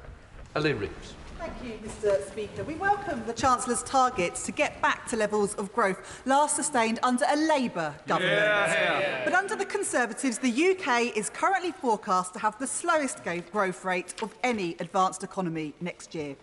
So can the Chancellor tell us what the OBR's estimate is of the impact of the measures announced today on growth? Yeah, as I said, the OBR will come up with a full forecast before the end of the calendar year. It's very clear they don't like Martin Vickers. Thank you, Mr. Speaker. My right honourable friend is well aware of the great opportunities in northern Lincolnshire and the Humber region, particularly surrounding renewable energy. And I welcome his announcement relating to investment zones. And I and the two Conservative local authorities in my constituency want to work with him to deliver that. But even sooner, we can actually deliver on the Humber Freeports. Can he confirm that the Freeport designation will continue, and will he unblock the process that is delaying the launch of the Freeport? The Freeports are certainly continuing, and I'll be very happy to speak to my honourable friend about how we can, as he says, as he puts it, unblock the process to accelerate the Humber Freeport bid. Caroline Lucas. Thank you, Mr. Speaker. This budget amounts to an Environment Wreckers Charter, and it is also a statement of missed opportunities. For example, a report just this week shows that a major programme of insulating homes in Britain and installing heat pumps could benefit the economy by £7 billion a year, create 140,000 jobs, by 2030, get our fuel bills down, get climate emissions down too. Tucked away in the growth report on page 14, there is a tiny reference to some investment in energy efficiency. It is nowhere near enough. Why is he setting his face against the kind of retrofit revolution that offers the only viable way out of the current crisis, as well as reducing our dependence on fossil fuels? Is it because, for him, dogma and deregulation trump evidence and common sense every time? It's not about dogma and deregulation. In fact, in terms of the eco and energy efficiency measures, I have campaigned for them certainly when I was business secretary, and I made sure that there was, in fact, reference in the growth plan to the eco plan. And we're going to try, and we may well expand that at a future date. Alberto Costa. Thank you, Mr. Speaker. Nuclear power must form part of a diversified energy portfolio. Can I welcome the measures that the Chancellor has announced today, particularly accelerating energy infrastructure? Can he just say a few words about whether his welcome package includes accelerating modular nuclear reactors? This is the future of the nuclear industry. Would you like to say a few words about that? Look, I was very focused, as he knows, on SMR production when I was base Secretary of State, and it's something that I want to, the thinking about that, I want to bring into the heart of the Treasury. There's still negotiations to be had, but he's absolutely right. SMRs, nuclear, that's part of our energy mix in the future. Jess Phillips. Thank you, Mr. Speaker. Can the Chancellor just confirm for me that he has just announced a tax cut that means someone earning £1 million will be £40,000 better off? That is more than a nurse earns, and over £10,000 more than the average wage in Birmingham. Yeah. What I am going to confirm is that the top rate of tax has gone back to what it was before she entered the House, but when the party opposite was successful and winning elections. The top rate was for 20 years, and that's what we've gone back to. Peter Alders. Thank you very much, Mr. Speaker. In the Lowestoft and Great Yarmouth area, there is already an enterprise zone which has been very successful, though the land allocated needs to be adjusted to take advantage of the opportunities in the offshore energy and a revived fishing industry. Can my right honourable friend confirm that this existing enterprise zone will benefit from the opportunities that will be provided for the investment zones that he's announced? Chancellor. The enterprise zones, free ports, new investment zones will all benefit from tax reduction, planning, relaxation, and of course there will come a time when other zones, other people, other places will want to become investment zones. This is a huge opportunity for communities up and down the country. Catherine McKinnell. Government and another growth plan. Yet the reality is the child poverty gap between the North East and the rest of the country is at a 20-year high. So can the Chancellor explain how giving these tax cuts to the most wealthy will put food on the table of children living below the poverty line in Newcastle this winter? When a recession and economic downturns have hit in the past, the people most adversely affected are the most vulnerable in society. That means that we have a duty to grow the economy and to make sure that we turbocharge growth. That's how we will help all of our constituents. Greg Smith. Thank you, Mr. Speaker. Can I warmly welcome my right honourable friend's statement and the return to low tax free market principles that we on this side know will lead to growth and prosperity for everybody in our country. Now, we know the role that the self-employed and entrepreneurs played in growing the economy and getting us back to prosperity after the mess the party opposite made of the economy when they were last in government. So I was delighted to see the reforms to IR35 in my right honourable friend's statement. Can he confirm that with 12,000 registered self-employed in my constituency, those reforms will come quickly to give the self-employed of today, the entrepreneurs of tomorrow and the businesses that might contract their services the confidence to get on and grow? Chancellor. Absolutely, 100%. Justin Oswald. Mr. Speaker, this statement seems completely divorced from the realities of most people's lives. The Chancellor's made the choice to deliberately remove the cap from bankers' bonuses while deliberately ignoring the needs of people who are already struggling to make ends meet. So what is his message to these people, the people who are not going to benefit from his love-in with the super-rich? How does he think people are going to manage? Does the Chancellor just not care? Yeah, that's why we had the energy intervention that was announced last week and that we put forward that we've mentioned today. We've got eco schemes, we've got the warm homes discount. We've had a reduction of council tax aid, and we will always. My friend has made clear his intention to lift the bankers' bonus cap, but may I draw his attention to another cap or threshold, the £40,000 annual pension allowance, which is also causing challenges, particularly to many experienced and senior public sector workers. My right honourable friend will be aware of the challenges, Nhs Workforce Challenges, that our health service currently faces. And unless this issue is dealt with effectively, and we scrap the £40,000 annual allowance for defined benefit pension schemes, we're going to lose a lot of very experienced clinicians at a time when the NHS needs them most. He can look at bankers' bonuses. Can he also look at this issue? Yeah, the issue has been raised. And it's not just a question of the annual limit, it's also the lifetime allowance. I mean, anecdotally, I hear that is also a big driver. The fact that it's been reduced successively over time is a big driver of people leaving the profession. And that's something I'd be very happy to have a discussion with him about in the future. Mohammed Yazid. While millions struggle with the cost of living, the Chancellor's first priority is to lift the cap on bankers' bonuses and tighten the rules on benefits for those who have the least. The government has already forgotten that the bonus culture led to the banking crash.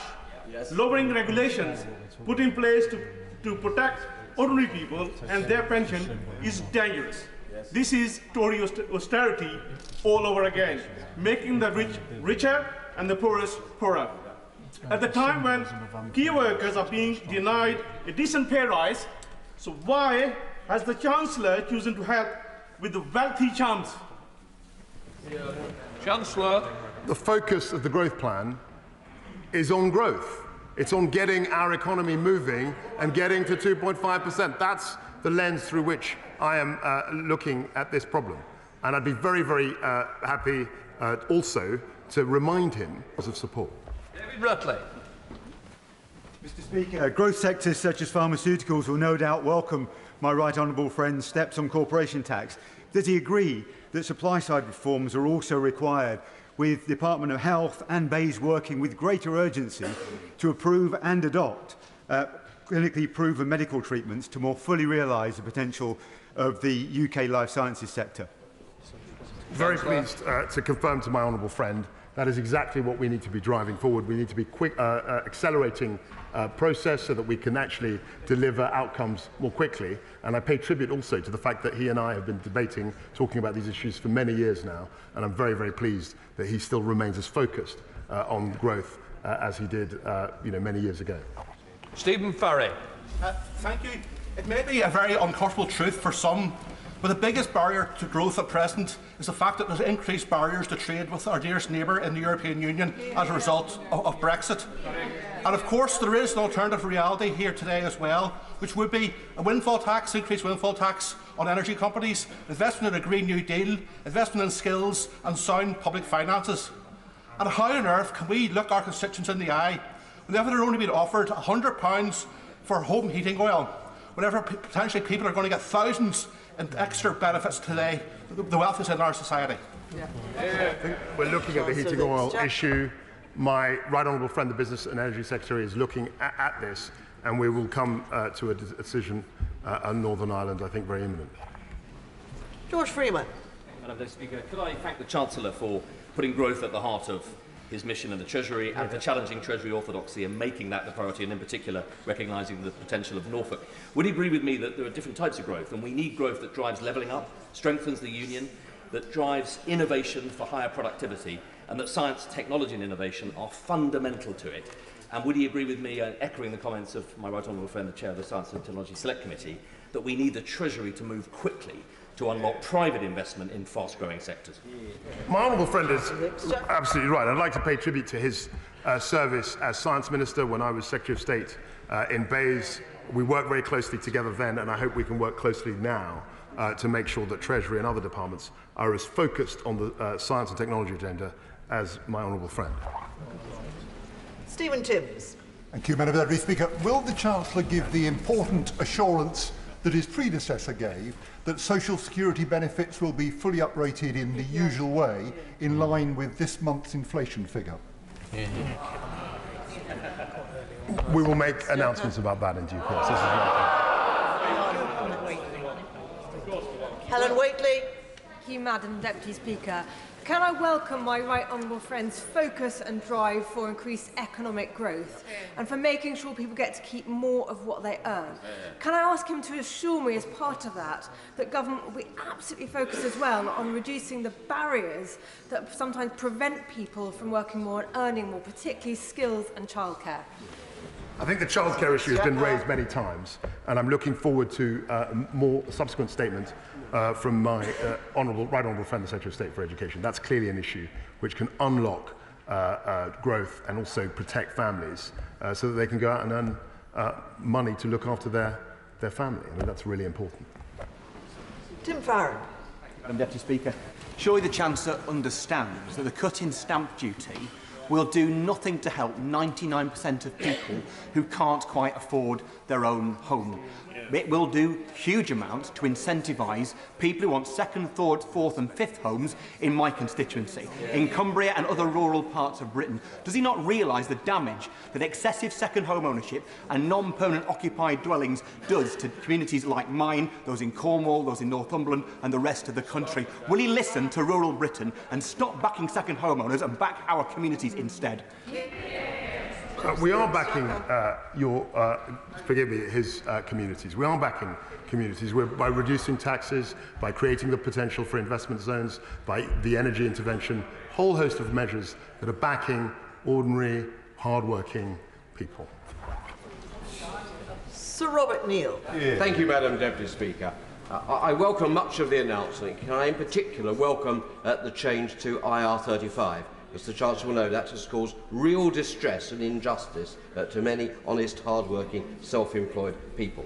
I also welcome the changes to stamp duty.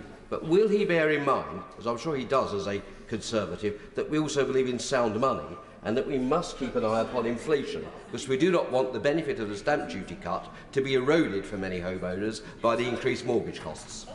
Absolutely, and he will understand. I mean, historically, if you look at high periods of debt, we managed to get out of that by growing our economy. That's why we've got a renewed focus on growth. What we can't do is simply tax our way to prosperity. That has never happened before. Barry Shearman. Mr. Speaker, can I inform the Chancellor of the Exchequer that that was probably the most disappointing presentation I've had since I came into the House since 1979. And the fact of the matter is, what exactly is he hiding? Is he hiding the fact that what he's announced today will mean that in the future, my children, our grandchildren, will have to pay the price of what he's announced today? Isn't that the truth? We're going to put this borrowing on future generations, and that will blight the whole future of that generation. What I find extraordinary, Madam Deputy Speaker, is that people on the benches opposite stood on a platform of pure, unadulterated socialism in 2019, which was totally reckless, and had no interest in the private sector. What we're doing is putting more money into the pockets of people and businesses. That's what drives growth. Duncan Baker. Thank you, Madam Deputy Speaker. Is it not the case that already the Chancellor's intervention to freeze energy bills is predicted to reduce inflation by 5 percentage points, and that for every single percentage point that inflation comes down by, it reduces our borrowing costs by £6 billion. And therefore, by simple economics, which the party opposite need a bit of a lesson in, it is entirely feasible that within the G7 we have GDP. It makes this growth strategy entirely plausible. He's absolutely right. Because of careful stewardship of the public finances, we can withstand the exogenous shocks represented by COVID-19 and Russia's invasion of Ukraine. We've got the second lowest net debt to GDP in the G7, and we will use our fiscal position, to help the most vulnerable in society. Rachel Maskell. Thank you, Madam Deputy Speaker. Since the Chancellor came to his feet, the value of the UK government bonds has plummeted, which will put the national debt into a serious crisis for generations to come. How is he going to mitigate that loss? Check it yourself. The markets react as they will, but the growth plan will very soon show that we're on the right course and that we're steering us to a more prosperous future. Madam Deputy Speaker, I welcome the focus on putting rocket boosters under Britain's brilliant technology sector in the Chancellor's budget. But those internet businesses are open 24/7. This is a deregulating government. I wonder if the Chancellor would look at deregulating Sunday opening hours so that we can compete on the high street just as we can compete on the internet. We've looked at this in the past. It was not without controversy, but I'd be very happy to hear his ideas on this subject. Hilary Benn. Thank you very much indeed, Madam Deputy Speaker. The Chancellor argues on the one hand that those on the lowest incomes, people on universal credit, should face the threat of their income being reduced further in order to boost economic growth, while on the other hand, he says to people already on the highest income, bankers, that they need an increase in their incomes through their bonuses in order to do the same. How on earth is that fair? Just a very basic lesson. We tax bonuses currently at about 50%, and that goes into public services, and it's absolutely legitimate to get more people into the labour market. That seems a reasonable thing to want to do. Virginia Crosby. Thank you, Madam Deputy Speaker. As Chair of the Anglesey Freeport Bidding Consortium, I am delighted with the announcement of new investment zones by the UK Government. Can the Chancellor say what this means for Ynys Môn and its Freeport bid, especially with the deadline to submit by the 24th of November? Môn has a fantastic Member of Parliament in my honourable friend, and we are also not only focused on Freeports but on nuclear, the future of nuclear, and Ynys Môn represents a hugely exciting opportunity in that regard. Andrew Gwynn. So the Chancellor has admitted that the last 12 Tory years...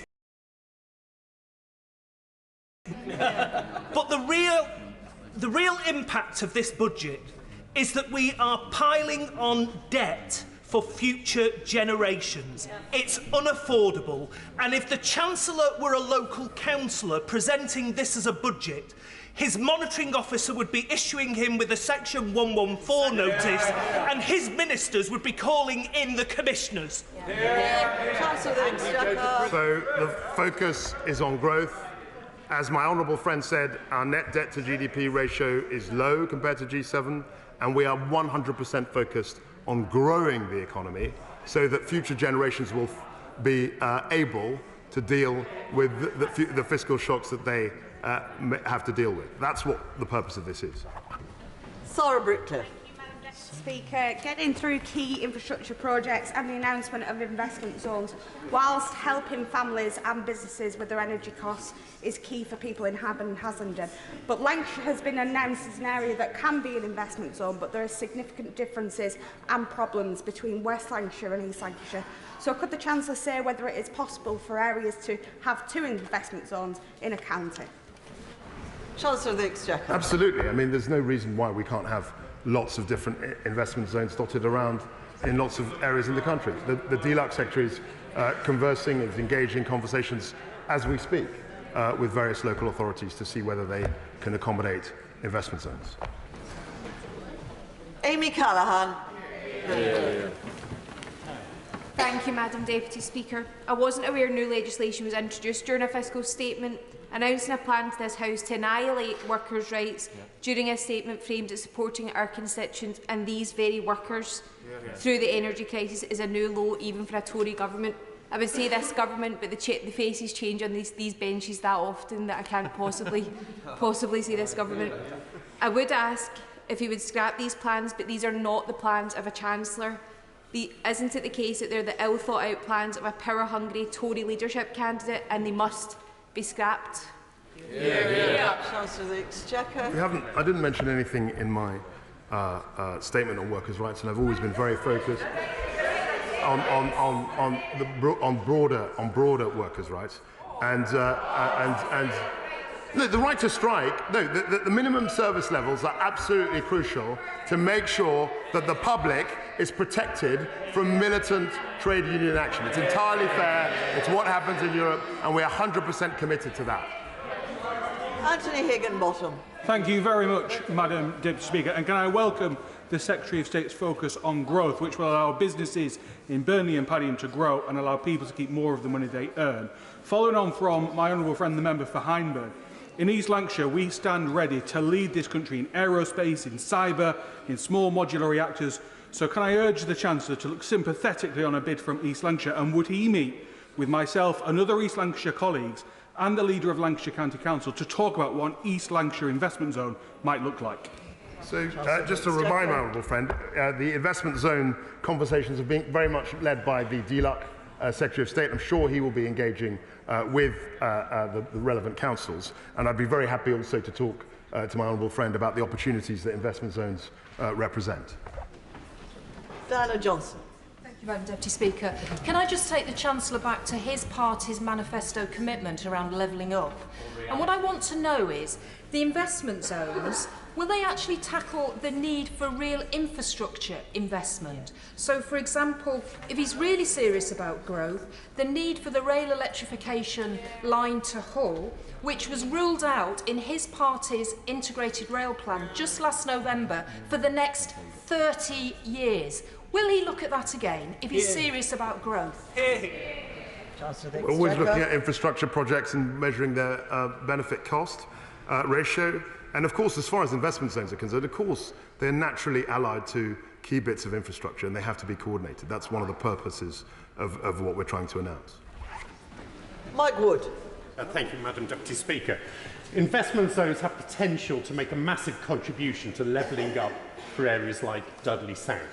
But can the Chancellor reassure my constituents that the more liberalised planning regulations won't mean that communities have to sacrifice precious green belt as the price for an enterprise zone? It's absolutely right. The whole premise and basis of the investment zone conversation is mutual consent. There has to be a mutual consent. They won't be imposed in any area. And absolutely, local residents will have, and councils will have a huge say in terms of how the investment zone develops. Jeremy Corbyn. Deputy Speaker, would the Chancellor of the Exchequer explain where is the morality in giving a huge increase in income to the very richest in our society and threatening the benefits of the very poorest in our society who are trying to get by on universal credit? What estimate has he got of the levels of inequality that will exist in this country in 1 year's time and in 5 years' time as a result of his statement today? It is always our duty to help the most vulnerable in society. That's why we've had the energy intervention. That's why we had the COVID-19 pandemic intervention. But also, it is incumbent on the government to try and seek to enable growth. And that's what we're focused on too in this plan. Sean Bailey. Thank you, Madam Deputy Speaker. I welcome my right friend's position, and he will know from his previous portfolio that high-intensive energy industries have been acutely affected by the rising cost of energy prices. So I do welcome the government's intervention around energy prices. But what we need to see in the Black Country, particularly in our advanced manufacturing and metals industries, Madam Deputy Speaker, and this point was stretched yesterday to our right honourable friend, the Business Secretary, is to ensure that there is continued communication between the Treasury and obviously the Department for Business. So can my right honourable friend just reassure me that those discussions will be ongoing, and he will assure that as circumstances perhaps change for high-intense energy industries, Madam Deputy Speaker, that the Treasury remains open to carry on that dialogue? He will appreciate that as Bay's Secretary, I was very focused on energy-intensive industries. I did engage Treasury colleagues then, and now I am in the Treasury. I'll be very happy to engage Bay's colleagues on this pressing issue. Chris Bryant. Thank you, Madam Deputy Speaker. It must surely be the definition of chutzpah to come to the House of Commons and complain about high taxation and low growth when you voted for 15 increase in taxation and you've been the Business Secretary who has taken the UK into recession. It must surely be the definition of chutzpah to come to the House of Commons and say that you believe in sound money when you've just put £72.4 billion on the Never Never credit card for the country. Let me just explain to him why people in the Rhondda might think he's got this wrong. We don't have any bankers begging for additional bonuses in the Rhondda. We don't have anybody, I would guess, earning more than £150,000 in the Rhondda. But we do have a lot of families whose energy bills have doubled, even after what he's done, have doubled this year and will be going into energy poverty, who are seeing food prices going up by 15% and petrol prices locally going up even more. That's why we think he's a disgrace. We need a question. If there was no question, the Chancellor of the Exchequer can't answer it. I'm not sure there was a question. I'm not sure there was a question. We've got to focus on growth, and through growth we get more tax revenue to pay for public services. That's a very fundamental notion, and that's what we're focused on. Selene Saxby. Thank you, Madam Deputy Speaker. I warmly welcome my right honourable friend's focus on productivity. Will he also be using fiscal levers to tackle the productivity of housing stock in tourist locations like my North Devon constituency, which sees winter ghost villages as second homes and holiday lets sit empty, resulting in local businesses having to close and endless businesses unable to recruit their good jobs as there is nowhere to live? I'll absolutely be focused on that. I'd be very interested to hear more detail in a conversation with her to discuss what more we can do to free up the property market. Gavin Newlands. Thank you very much, Madam Deputy Speaker. And with your forbearance, I'd like to pass on to the House the sad news of the passing of my predecessor, Jim Sheridan. He diligently served the constituents of Paisley North and Remshire West, then Paisley and Remshire North for 14 years, and I'm sure the whole House's thoughts are with his wife Jean and his family and friends. Now, Madam Deputy Speaker, Jim and I didn't agree on everything, I think it's fair to say, but I'm certain that he and I would certainly agree wholeheartedly on the Chancellor's shameful and regressive statement. Workers' rights were important to Jim, as they are to me, so the further attack on those rights announced today is to the Chancellor's shame. But he spoke of the riddle of growth, so I wonder if he could riddle me this.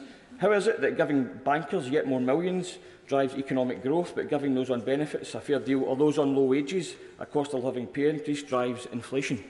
Just before I call the Chancellor of the Exchequer to answer the question, may I, on behalf of the whole House, pass on to the family of Jim Sheridan, who was a much respected Member of Parliament here for a very important constituency, the condolences of the whole House. Chancellor of the Exchequer. I'll say very quickly that if bankers are working in London, they are taxed in London. If they move out of the UK, they're taxed elsewhere, and we don't see a penny of tax revenue.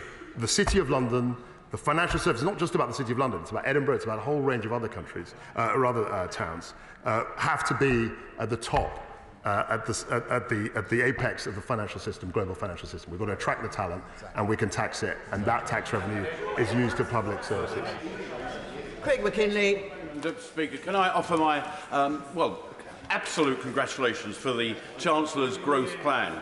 And he will know that my interest is in tax. The Register of Members' Interest will show that. And I'm delighted that we're seeing lower taxes and simpler taxes. And I think it would be fair to say that this party's inheritance of saying we're a party of low taxes had become somewhat opaque and confused over recent years. I wondered if he would agree with my very simplistic summary of what he is saying today, that this party believes in taking a smaller percentage out of a bigger pie rather than the state nicking more out of a static and diminishing pie, which seems to be the message of the party opposite, except for the DUP, of course.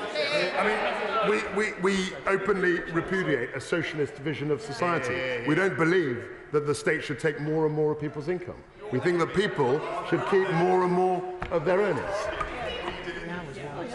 Nick Smith. Thank you, Madam Deputy Speaker. The Chancellor has sacked his Permanent Secretary, muzzled the Office for Budget Responsibility, and is man-marking the Governor of the Bank of England. His freewheeling ideology is crushing dissent. So can I ask the Chancellor, will the Governor of the Bank of England still be in his job by Christmas? The Governor of the Bank of England is entirely independent, and I have to say to the honourable gentleman that we actually have struck some very good relations. We speak regularly. I think that's a good thing. He might think that's man-marking. I think it's very cordial. And we're exchanging ideas. And that's what we intend to do. Nick Fletcher. Madam Deputy Speaker, and I welcome my honourable friend into his place. After decades of neglect and low aspiration under local opposition control, on behalf of the whole of Doncaster, I welcome this statement. If Peel Holdings today do the right thing, we will have saved our airports, and with low taxes at airports, an investment zone and a grant from BAYS for the Advanced Manufacturing Research Centre, Aspiration Doncaster can be achieved and levelling up will be delivered. So will the honourable member please meet with me and look at all the opportunities that are available from this statement for the people of Doncaster? I'd be very happy to meet with my honourable friend and discuss the opportunities represented by investment zones and other of our policies. Matt Rodder. Thank you, Madam Deputy Speaker. The Chancellor has clearly put the interests of large energy firms ahead of those of families and small businesses. Isn't that why he's unwilling to publish the OBR's report? That isn't true at all. We've actually intervened in a way that no government has done to protect people from gas price spikes. We've also focused on expanding supply. So I'd like to ask members opposite their view on North Sea oil, North Sea gas. We're actually expanding that, and that's something that we're proud to do, to expand capacity to reduce prices. Jane Hunt. Thank you, Madam Deputy Speaker. May I first of all congratulate my right honourable friend, the Chancellor, on an excellent speech and real focus on growth for this country. We are a nation of small businesses, both people who own those businesses and the employees who work there. And you've really, really listened, I would say, Chancellor, to those small businesses and understand the issues that they're facing. Given you've achieved all of this in only 2.5 weeks, I'm wondering if you could. I'm wondering if the Chancellor could let us know the likely timescales, and could they be just as quick on the repeal of IR35 and business rates reviews? Thank you. I think we made announcements on IR35. I made an announcement this morning.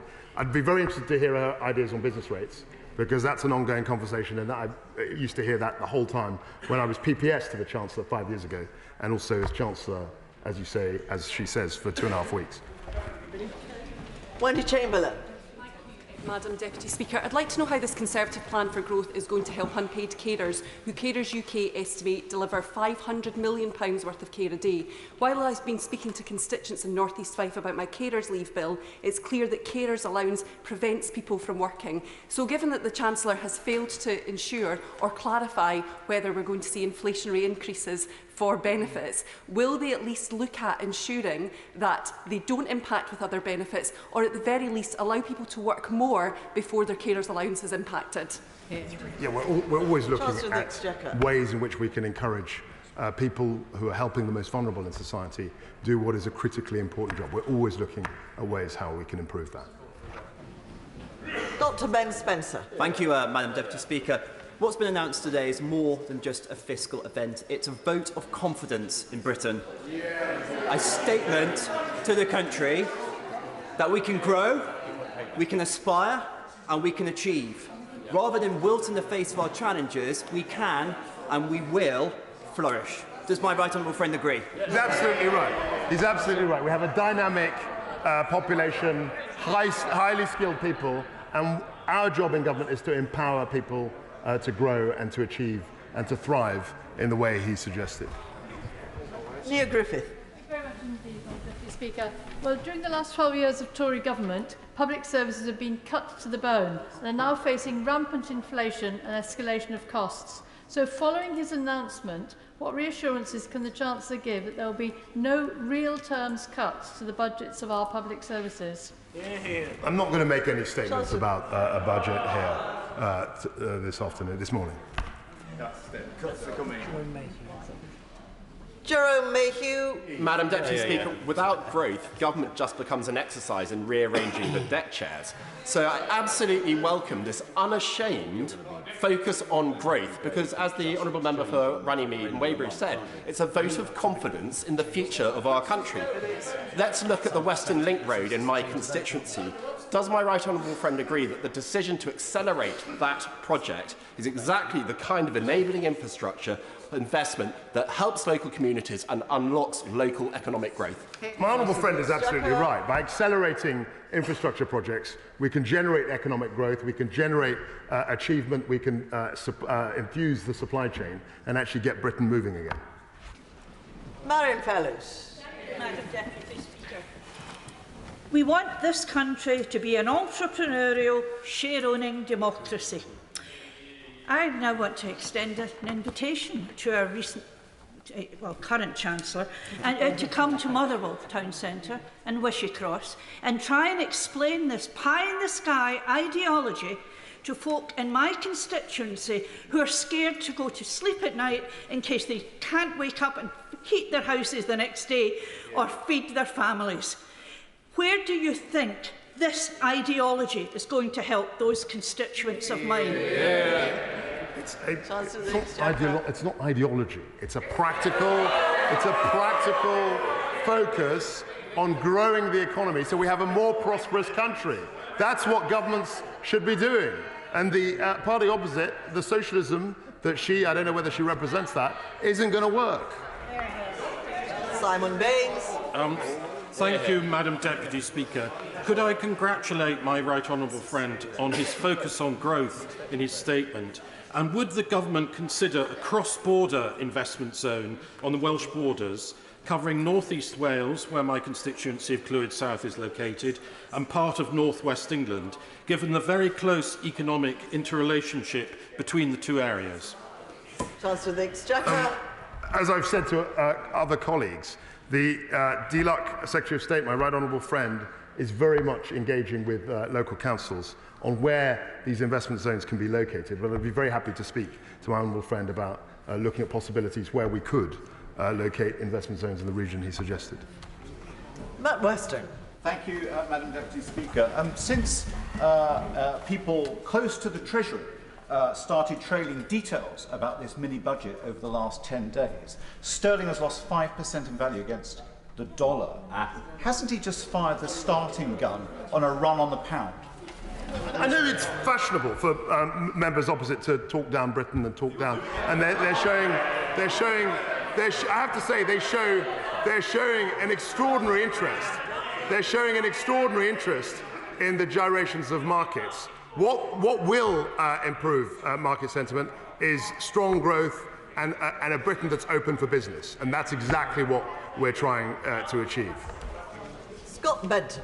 Thank you, Madam Deputy Speaker. Thousands of my constituents will welcome this statement, which will see the average working family in Blackpool over £1,500 per year better off through the combination of tax cuts and the energy price guarantee. They'll also welcome the opportunities this could present for jobs and investments in the new enterprise and investment zones. How quickly can we roll one of these out in Blackpool?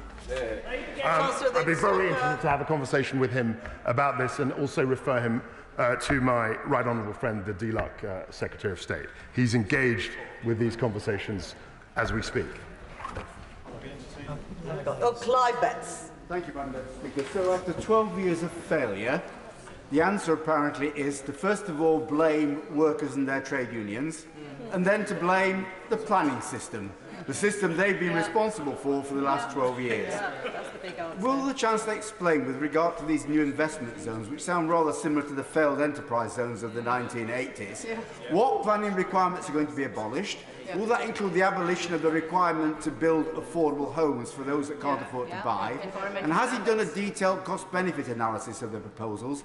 Oh, if so, will he put that assessment in the library by the end of today? The investment zones, as I said, the core principle of them is consent. They won't be imposed on people. And actually, the enterprise zone, as I look at places like Canary Wharf, there were successes. There have been successes of the enterprise zone, and I think the investment zones also will be successful and look back fondly. Aaron Bell. Thank you, Madam Deputy Speaker. Could I welcome my right honourable friend, the Chancellor's statement? But more than that, could I welcome the clarity of his philosophy? We cannot tax our way to prosperity. We need economic growth. And could I also welcome the principle that my Newcastle underlying constituents will get to keep more of their own hard-earned money, both through the national insurance cancellation and through income tax? And could he set out how much better off a typical £30,000 a year earner will be because of the measures he set out today? There'll be hundreds of pounds better off. The 1p rate is a £330 benefit. The energy intervention is roughly £1,200 per household. People all across our society will benefit from this approach that we're adopting. And as my honourable friend reminded the House, and the socialists never have understood, you cannot tax, Madam Deputy Speaker, you cannot tax your way to prosperity. Seema Malhotra. It's already clear that this desperate bid for an economic bounce after a decade of failure is not based on a plan for growth, but a wing and a prayer that if the rich get richer, then all will be well. It comes at the price of higher borrowing and inflationary pressures that will result in interest rates and mortgage rates going up. So as he brings in large tax cuts for the already well-off, what is his message to his mortgage-paying constituents and mine, stuck on high interest rates, particularly those who are mortgage prisoners with SVRs they cannot change, who will be seeing their mortgage payments rise further and faster with his policies threatening the very home ownership he says he supports? So the stamp duty nil band doubling is helping people buy a home. In her constituency and mine, There is an increase in the threshold as around the country, but that will help lots of people buying a home. The energy intervention will help her constituents and my constituents, and the reduction in the basic rate will also help many of her constituents. Ben Bradley. A Conservative Chancellor announcing that he intends to let people keep more of their own money and choose for themselves how to spend it. How refreshing, Madam Deputy Speaker. I'm excited. And I'm also pleased that Nottinghamshire has been able to be part of early conversations about investment zones. Now, the county is also on the final shortlist for STEP nuclear fusion investment. Imagine for a second, Madam Deputy Speaker, that huge infrastructure investment in the future of our domestic energy supply, supported by the incentives and the growth opportunity of an investment zone. We have some vision in Nottinghamshire, Madam Deputy Speaker. It will require government departments to talk to each other. Can the Chancellor help? Absolutely. We fully intend, while I'm in the Treasury, certainly to talk to departments to deliver the vision that I know he's driving in his constituency. Chiomura. Thank you, Madam Deputy Speaker.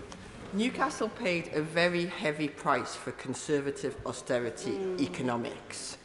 Wages cut, public services slashed, growth stifled, businesses closed, good jobs lost. We were told there was no money to invest in the North East regional economic growth.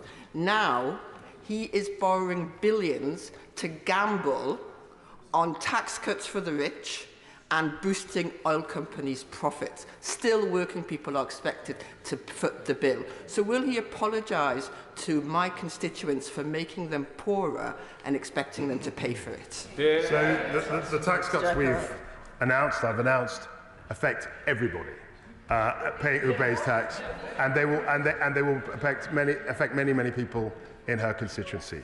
And I'm very, very pleased that through levelling up, we are now focused particularly on driving growth right across our country, particularly with investment zones. I look forward to the investment zone. Joanna Cherry.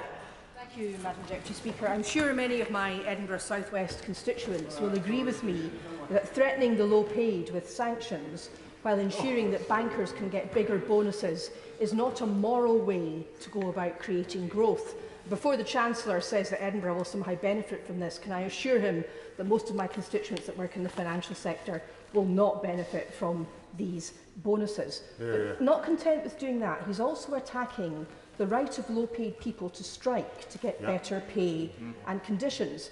Now, the European Court of Human Rights has recently reaffirmed that under Article 11, the right to strike is a fundamental human right. So can the Chancellor answer me this question? Can he assure me that any legislation the government brings forward concerning strike rights will comply with the United Kingdom's treaty obligations under Article 11 of the European Convention on Human Rights? The right to strike, there were two measures I referred to in this respect. The right to strike will not be compromised by minimum service levels, nor is it compromised by requiring union bosses to put a ballot to their entire membership ahead of a strike.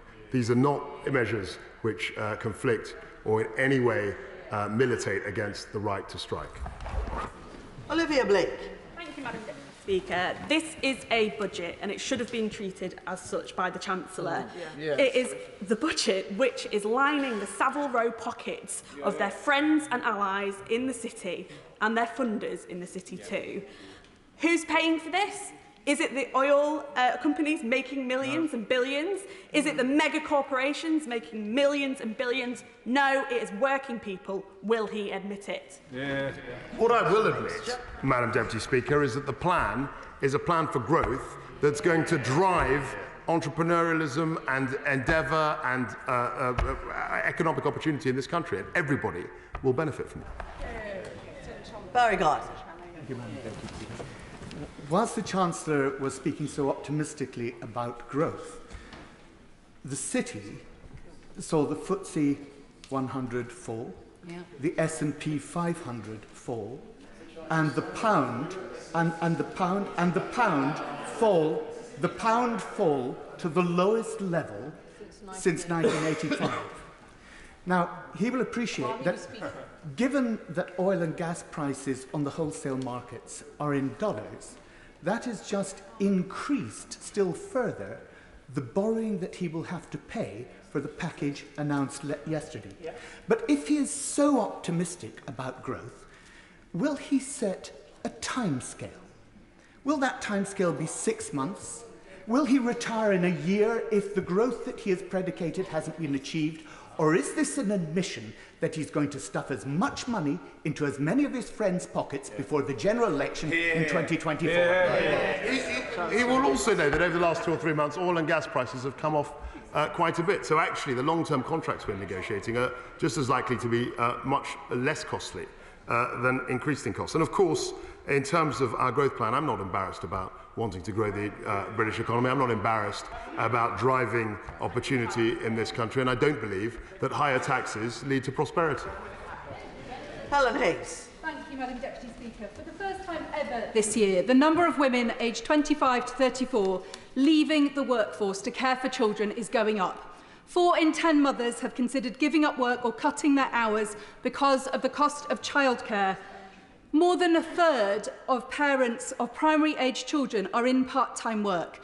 Why does the Chancellor think that bearing down with punitive sanctions on the lowest-paid working parents who work part-time will help them increase their hours, when what they really need is an accessible, affordable childcare system fit for the 21st century? I think she's absolutely right to identify childcare as a crucial issue, and that's something which I'm looking forward to my right honourable friend, the Secretary of State for Education, to update the House in the next few weeks. Ian Lavery. Thank you, Madam Deputy Speaker.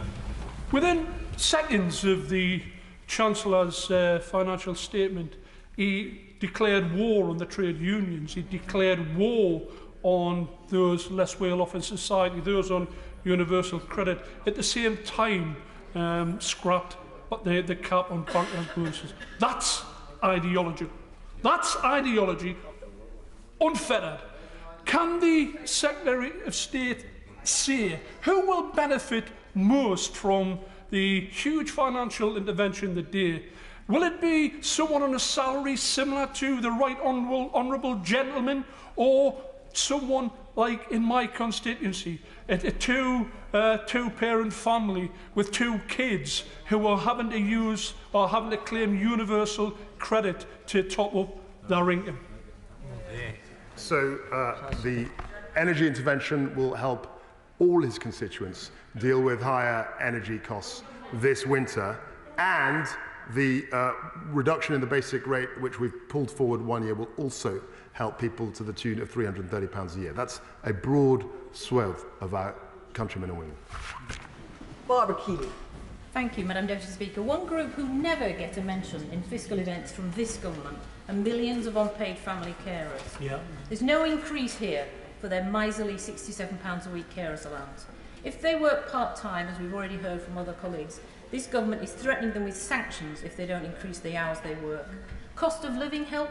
Only £150 to help disabled people and their carers. That won't even scratch the surface. So I asked the Chancellor what his plan with tax cuts for the highest earners says to those who do that vital work of caring for vulnerable and disabled people. He told the Honourable Member for North East Fife earlier that he wants to take opportunities to help them. He hasn't taken an opportunity to help them. Yeah. We have. I mean, 2 measures. We've reversed the national insurance increase, which was a tax cut for 28 million people, worth £300 a year. We've also brought forward the reduction, 1p reduction in the basic rate to 19p, which is also helping people to the tune of £330 a year. That's help to lots and lots of our constituents. Chris Law.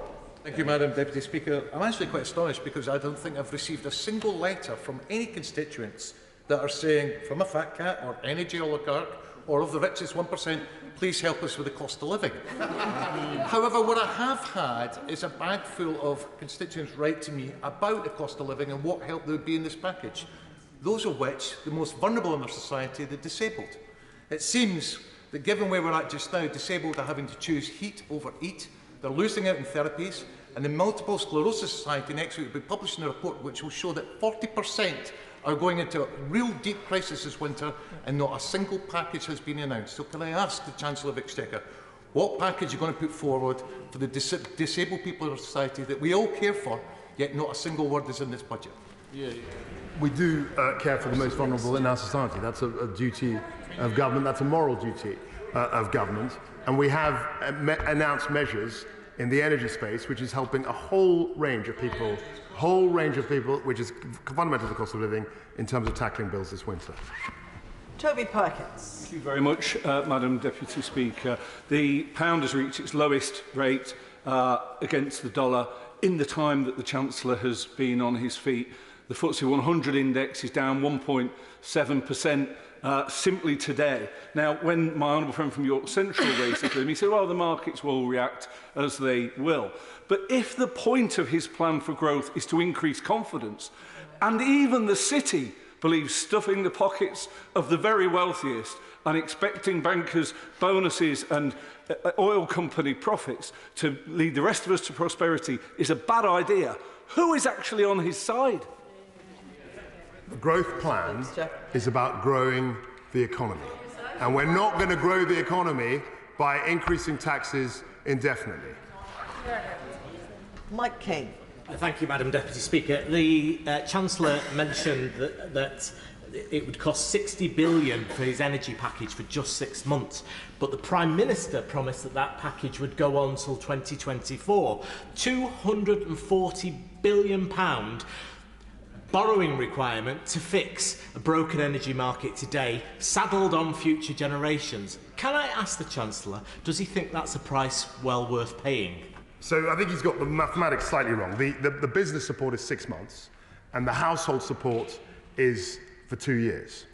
So those are two things that need to be disaggregated. And of course, in terms of long-term pricing, nobody in this room, nobody in the world has any idea what the forward price will be or what the price will be in 2 years. So it would be misleading to put a price on that.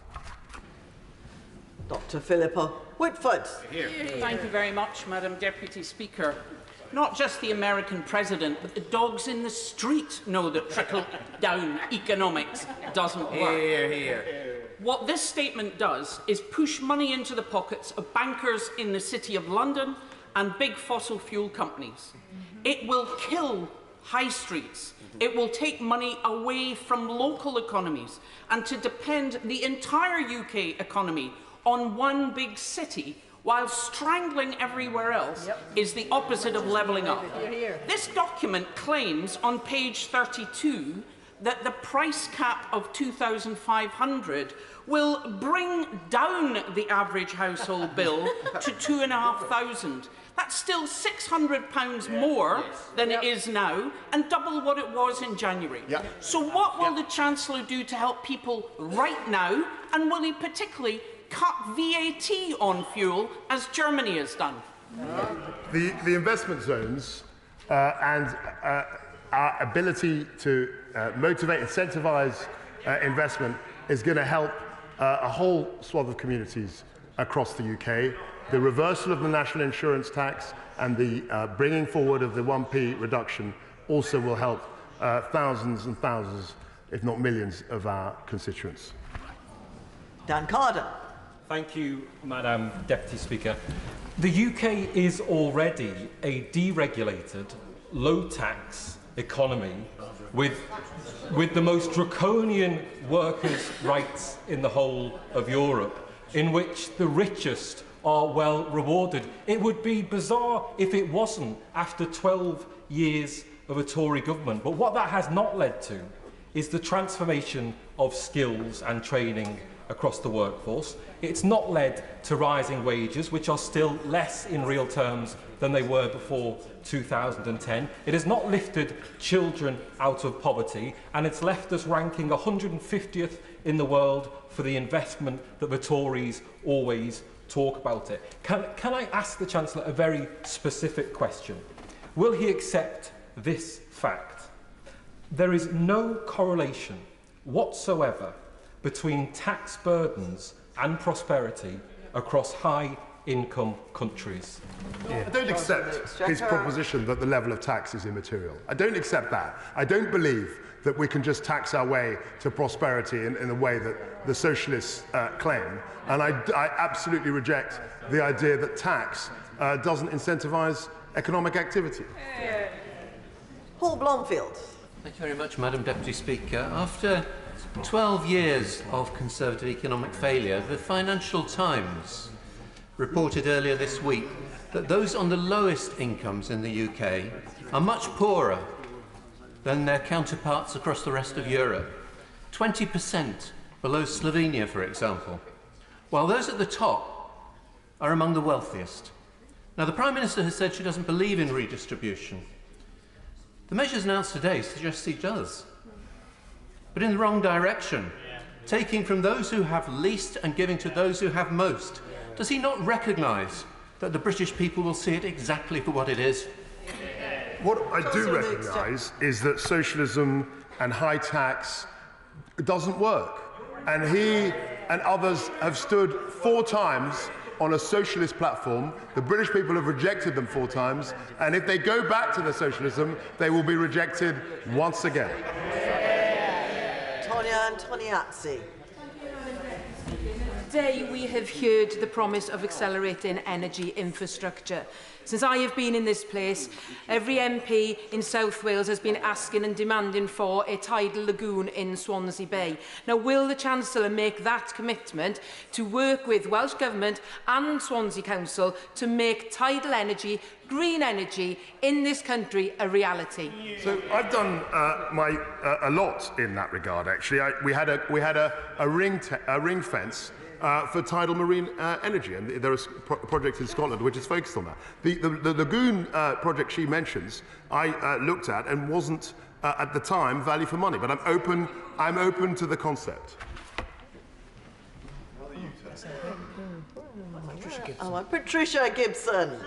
Madam Deputy Speaker, these plans mean that in Tory Britain, someone earning £50,000 will pay the same income tax rate as a millionaire. Today's plans mean someone earning £1 million a year will pay £42,500 less income tax every year, and that is shameful.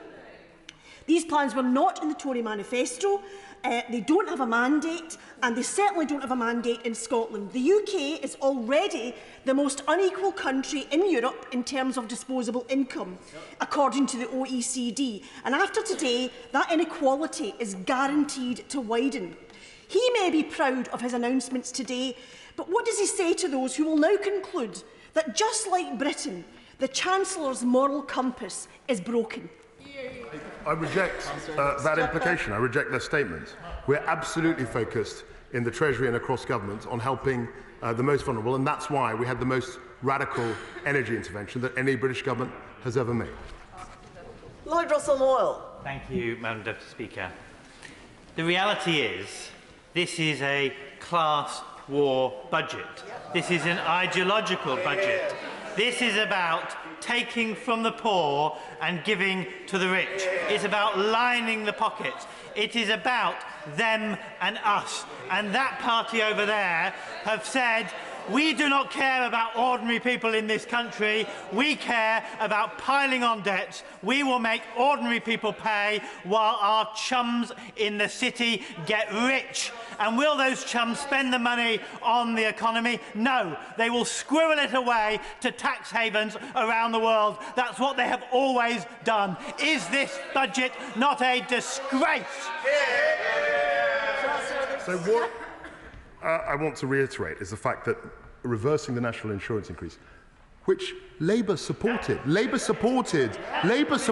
months ago, Labour supported or voted against the increase in the national increase. I've reversed this. We've reversed this. That helps people. That helps people. Bringing forward the basic, the 1p cut in the basic rate helps people. That's not class war, Madam Deputy Speaker.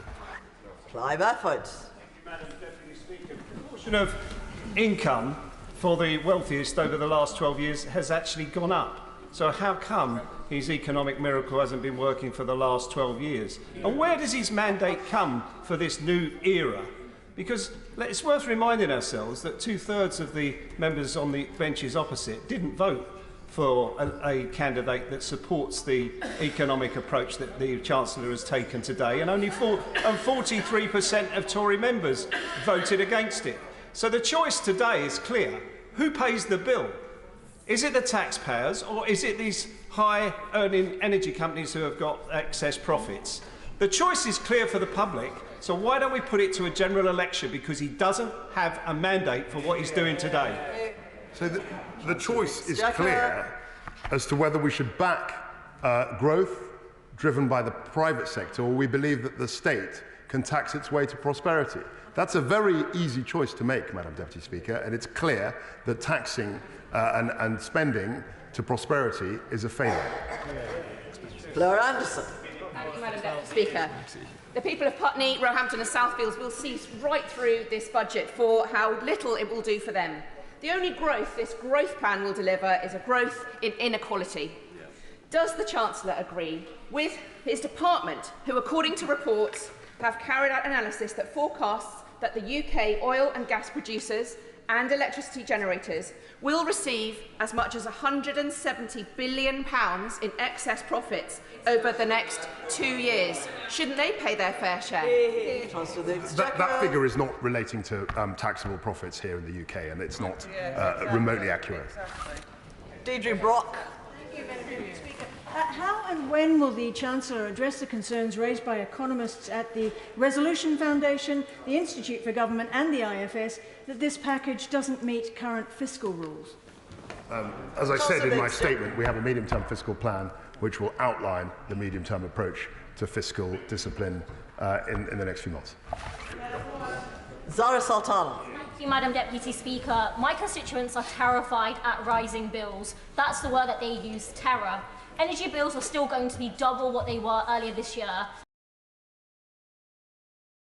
Working class, but it's not a crisis for the Chancellor's class. Already making record profits, this is a banker's budget. It scraps the cap on bonuses, it slashes tax for the top 1% of earners, and cuts tax on the profits of big business. Up and down the country, people are saying enough is enough. On their behalf, can the Chancellor tell me, does he really believe helping bankers and millionaire CEOs who needs the most help, rather than working class people? Well, two things. The reversal of the national insurance increase puts £330 a year on average to 28 million people, and bringing forward the basic rate, the cut in the basic rate by 1p, actually puts £330 into the average person's pocket. That is not a banker's budget. Alison McGovern. Speaker, we've had a lot of words, but my constituents care about the numbers, and they will think that £18 billion is an awful lot of money. So what, Madam Deputy Speaker, are they going to get for it? The Chancellor stated in his statement that that would pay for business investment, job creation, and would raise wages. So I want to know precisely by how much real wages will rise by the end of this forecast period. We don't grant. This is not the Gos plan. This is not the Soviet Union. I can't predict what the average wage will be, but I do know that one way to destroy the economic productivity of this country is to, if she will permit me, is to raise taxes in the way that she's campaigned for over many, many years in her Corbynista days, whatever that she was representing. That is not the way to grow the economy in this country. Richard Ford. Thank you, Madam Deputy Speaker. Please may I remind the Chancellor that security is the first responsibility of government. And please may I ask the Chancellor how today's changes in corporation tax might serve to reverse the cuts to the army of 10,000 soldiers, which will make the army the smallest that it has been since the Crimean War. So the corporation tax hasn't been changed, it's just been kept at the level that it is now. So there's no change in that. And in terms of defence spending, he will know that my right honourable friend has committed to a 3% of GDP defence target by 2030, recognising the changing nature of the threats and the real importance of our armed forces. Imran Hussain. Thank you, Madam Deputy Speaker. The Chancellor this morning promised new laws to speed up the building of major infrastructure projects. So can I take from him that he's actually fully behind the Prime Minister and her promise to build the biggest infrastructure project in my constituency, the Northern Powerhouse Rail? And can I expect to meet with him soon after conference recess to immediately discuss plans to build it in full, including the Bradford stop? I'll be very happy to meet the honourable gentleman to discuss infrastructure projects. We published a list of things that we want to accelerate, but infrastructure projects clearly are critically important to the growth plan. So I'd be very happy to meet him at a time which is convenient. Patrick Brady. Thank you, Madam Deputy Speaker. Can it just be clear with the House that the £2,500 figure for energy bills is for the typical or average household, and in fact many non-typical and non-average households will continue to pay more, and they will often be people with the greatest needs and in the greatest needs, and they will continue to pay more until there are structural changes to the energy market, including sorting out prepayment between gas and oil prices? Yeah, I think he's absolutely right to say that in terms of the energy market, we do need to look at how it works. It's openly discussed, the fact that the gas price actually determines the electricity price, where actually a lot of our electricity generation is non-fossil fuel based. It's based on renewables, and that's work that I commissioned in Bays that I hope to see completed very soon. Chris Stevens. Madam Deputy Speaker, what message does the Chancellor have for working people today who are having to utilise food banks, now considering utilising warm banks, and at Christmas time will have to utilise toy banks, whilst at the same time his government plans to introduce legislation to drag out pay negotiations, which will drag on for months, leading to the stagnation of wages? Isn't the STUC correct when he described his statement as a full frontal assault on working people in Scotland? It's nothing of the kind. What people will benefit from is a reversal of the national insurance increase, the acceleration, the bringing forward of the 1p cut in the basic rate. That's what millions, tens of millions of people in this country will benefit from. Sarah Jones. Deputy Speaker, a young adult asked me yesterday whether I really believe that things in our country could get better, which is in the direct opposite of my young adulthood, where it didn't occur to us that things would get worse. What is it about 12 years of Conservative government that have caused such poverty of hope? And what is it about this tired set of ideas that have sent the markets crashing that is going to work when all the other ones have failed?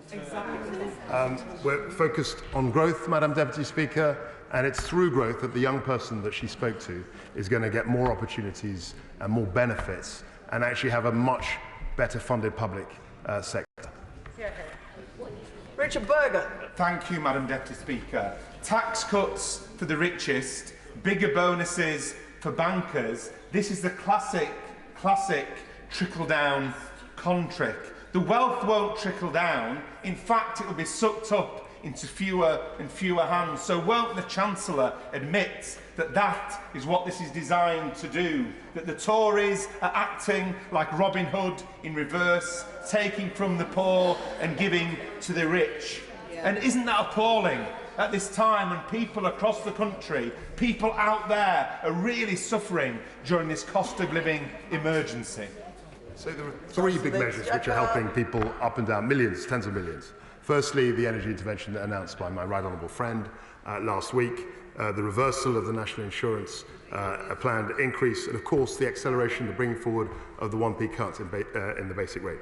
He should be welcoming those measures and not playing to the gallery with his tired old socialist rhetoric. Vera Hobhouse. Thank you, Madam Deputy Speaker. Access to dentists has reached a catastrophic low. 1 in 5 people are resorting to DIY dentistry, with shocking stories from many of my Bath constituents. The only way to get a dentist appointment now is going private, which costs far more than any tax cuts will offset.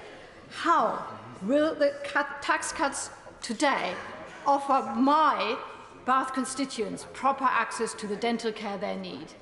Well, what the growth plan will do is mean that as we grow our economy, we can get more tax revenue to pay for vital public services. That's a key part and a key rationale of the plan. Margaret Ferrier. Thank you, Madam Deputy Speaker. I congratulate the Chancellor on his appointment.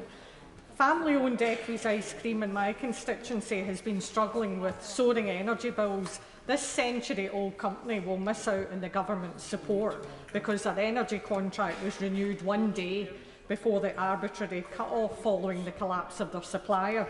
Can I ask the Chancellor and his colleagues to review this cut-off date to support small businesses? Obviously, I'd have to look at the specifics of the case, and I've just heard it today. But if she corresponds with my department, we can, I'm sure, get back with a timely answer to that question. Kim Johnson. Thank you, Madam Deputy Speaker. This is not a growth plan for the constituents in my Liverpool Riverside constituency or the 4 million children living in poverty. The No Child Left Behind campaign is calling urgently on this government to tackle child poverty. So can the Chancellor commit to finding funding to roll out free universal school meals immediately and tackle childhood poverty? Chancellor of the Exchequer. This is not a spending statement, but of course we take child poverty, the vulnerable, extremely seriously, and that's why that was the basis of the energy intervention. Ruth Cadbury. Madam Deputy Speaker, firstly, could I thank the Chancellor for overturning his Business Secretary's statement yesterday on onshore wind by removing the ridiculous planning restrictions that are unique to that sector. Talk about a one-day cabinet flip-flop. But secondly, can I warn him against removing normal planning rules on development and investment zones? When the Tory government removed the need for offices to housing planning rules, those conversions led to housing which were tiny rabbit hutches, no natural light, no basic services, and often away, when they're on industrial estates, away from basic things like footpaths, bus stops, schools and parks. Is this a dodgy developer's charter too? Not at all. The whole purpose, the whole principle behind the investment zone is a mutual consent. No investment zones will be imposed in any areas, and it'll be very much up to local councils to work out which are appropriate sites for the investment zones. It's a cooperative exercise which will not be the developer's charter that she describes. Christian Wakefield. Thank you, Madam Deputy Speaker. We were promised a big bang by the Chancellor. Instead, we've barely got snap, crackle and pop. Madam Deputy Speaker, we've got tax breaks for rich, whilst he tells the next generation to pay off the debt that he is piling up. Truly, the Chancellor of sound money.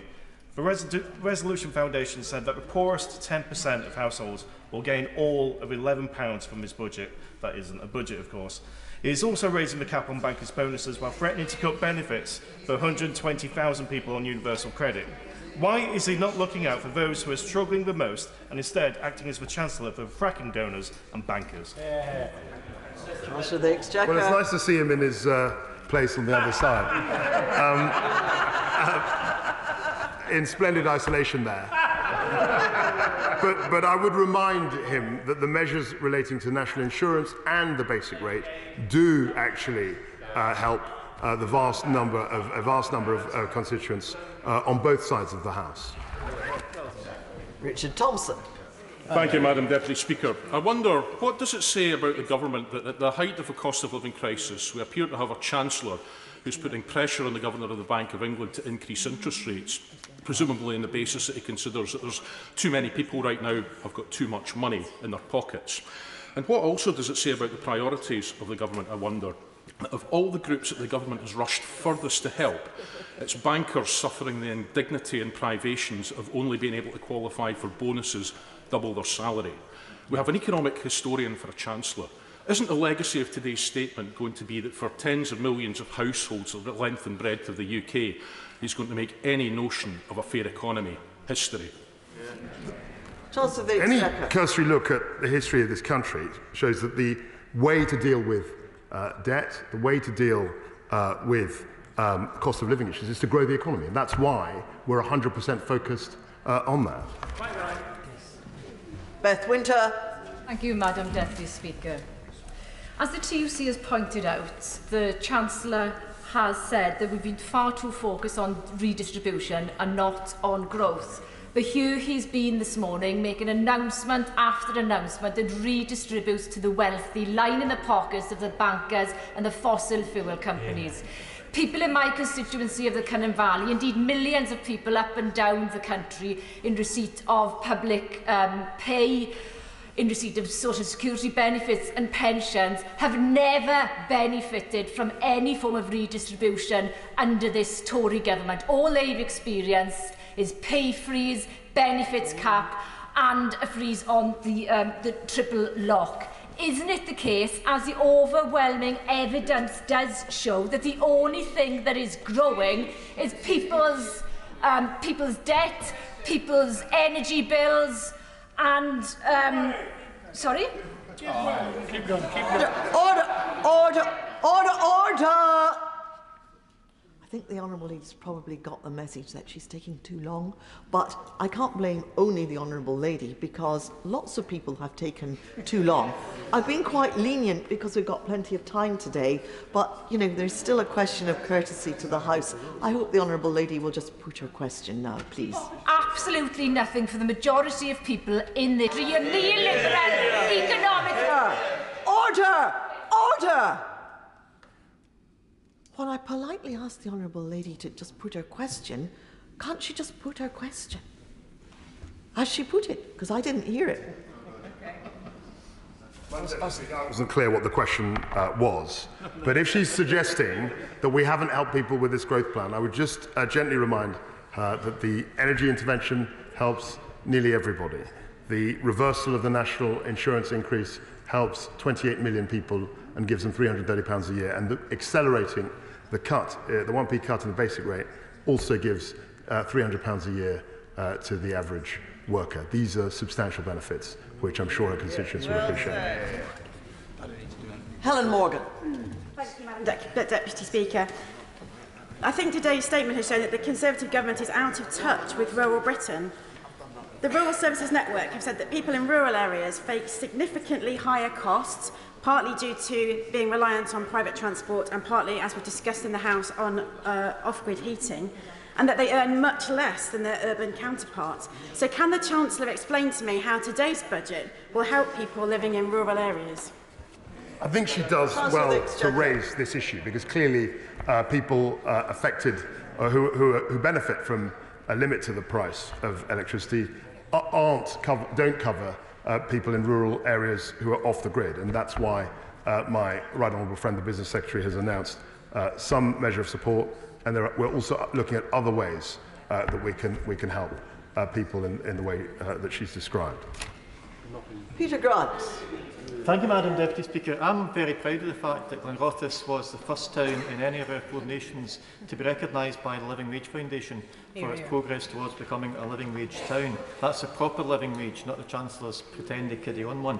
The Living Wage Foundation have recently confirmed that the proper living wage needs to increase by over 10% just for people to stand still. Now, I know that Fife Council, other public bodies and the many private businesses that act as their suppliers are very keen to continue to pay that fair living wage to all of their workers. So will the Chancellor confirm today that the public spending budget, will guarantee adequate funding so that responsible public sector employers can continue to pay a fair wage to essential workers, or does it expect key workers to survive one round of applause for another 12 months?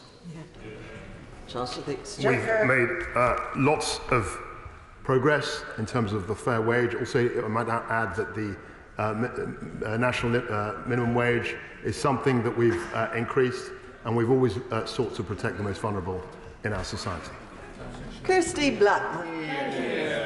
The Chancellor seems to believe that there are 2 fundamentally different groups of people in these islands, 2 classes, if you will. Why does he believe that those earning megabucks will be incentivised by increasing their already excessive wealth, while those who've had to skip meals during the course of the summer in order to survive will be incentivised by having that paltry amount reduced even further? That's a complete misrepresentation or willful misunderstanding of our position. What we've done in the growth plan is protect millions and millions of vulnerable people. We've allowed them to keep more of their own money. I know she's not necessarily in favour of that. And we want to drive growth and entrepreneurialism in our economy. And finally, the prize for perseverance and patience goes to Ian Byrne. Thank you, Madam Deputy Speaker. We have a budget for the 1% by a grim, bankrupted Thatcherite Tribute Act. 1 in 3 in my great city are in food poverty now. I have constituents unable to put the heating on, take a hot shower, put a meal on the table. at the current levels, which was mentioned before, will double from January. This does absolutely nothing for them. So will the Chancellor actually focus on the people who are facing this humanitarian disaster across all our communities, instead of playing to the rich bankers who bankroll his party? And will he sit down and meet with me and discuss how a right to food would right some of these wrongs in society? Excellent. Chancellor of the Exchequer. I'm always, as a minister, I've always been open to colleagues on both sides of the houses. People have spoken to me. I sometimes, regrettably, have some of my conversations leaked to the press, but I'd be happy to speak to him on an issue of concern to his constituents. Thank you. In a moment, I will call the Chancellor of the Exchequer to move the provisional collection of taxes motion. Copies of the motion are available in the vote office. In accordance with Standing Order number 51.2 on Ways and Means motions, a Minister of the Crown may, without notice, make a motion for giving provisional statutory effect to any proposals in pursuance of Section 5 of the Provisional Collection of Taxes Act 1968. And the question on such a motion shall be put forthwith. I call the Chancellor of the Exchequer to move the provisional collection of taxes motion formally. Move formally. The question is the motion on stamp duty land tax reduction as set out in the provisional collection of taxes motion. As mayors of that opinion say aye. Aye. Of the contrary, no. I think the ayes have it. The ayes have it. Thank you. That concludes proceedings on the Chancellor's statement. Thank you. Well done.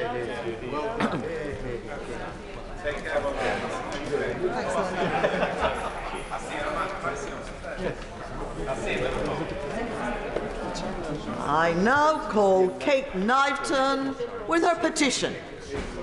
Thank you, Madam Deputy Speaker.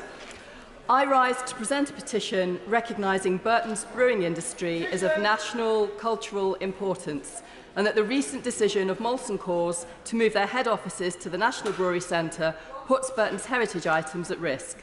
This issue has rightly gathered national attention, with recent online campaigning gaining thousands of supporters and national news coverage highlighting the importance of our brewing heritage.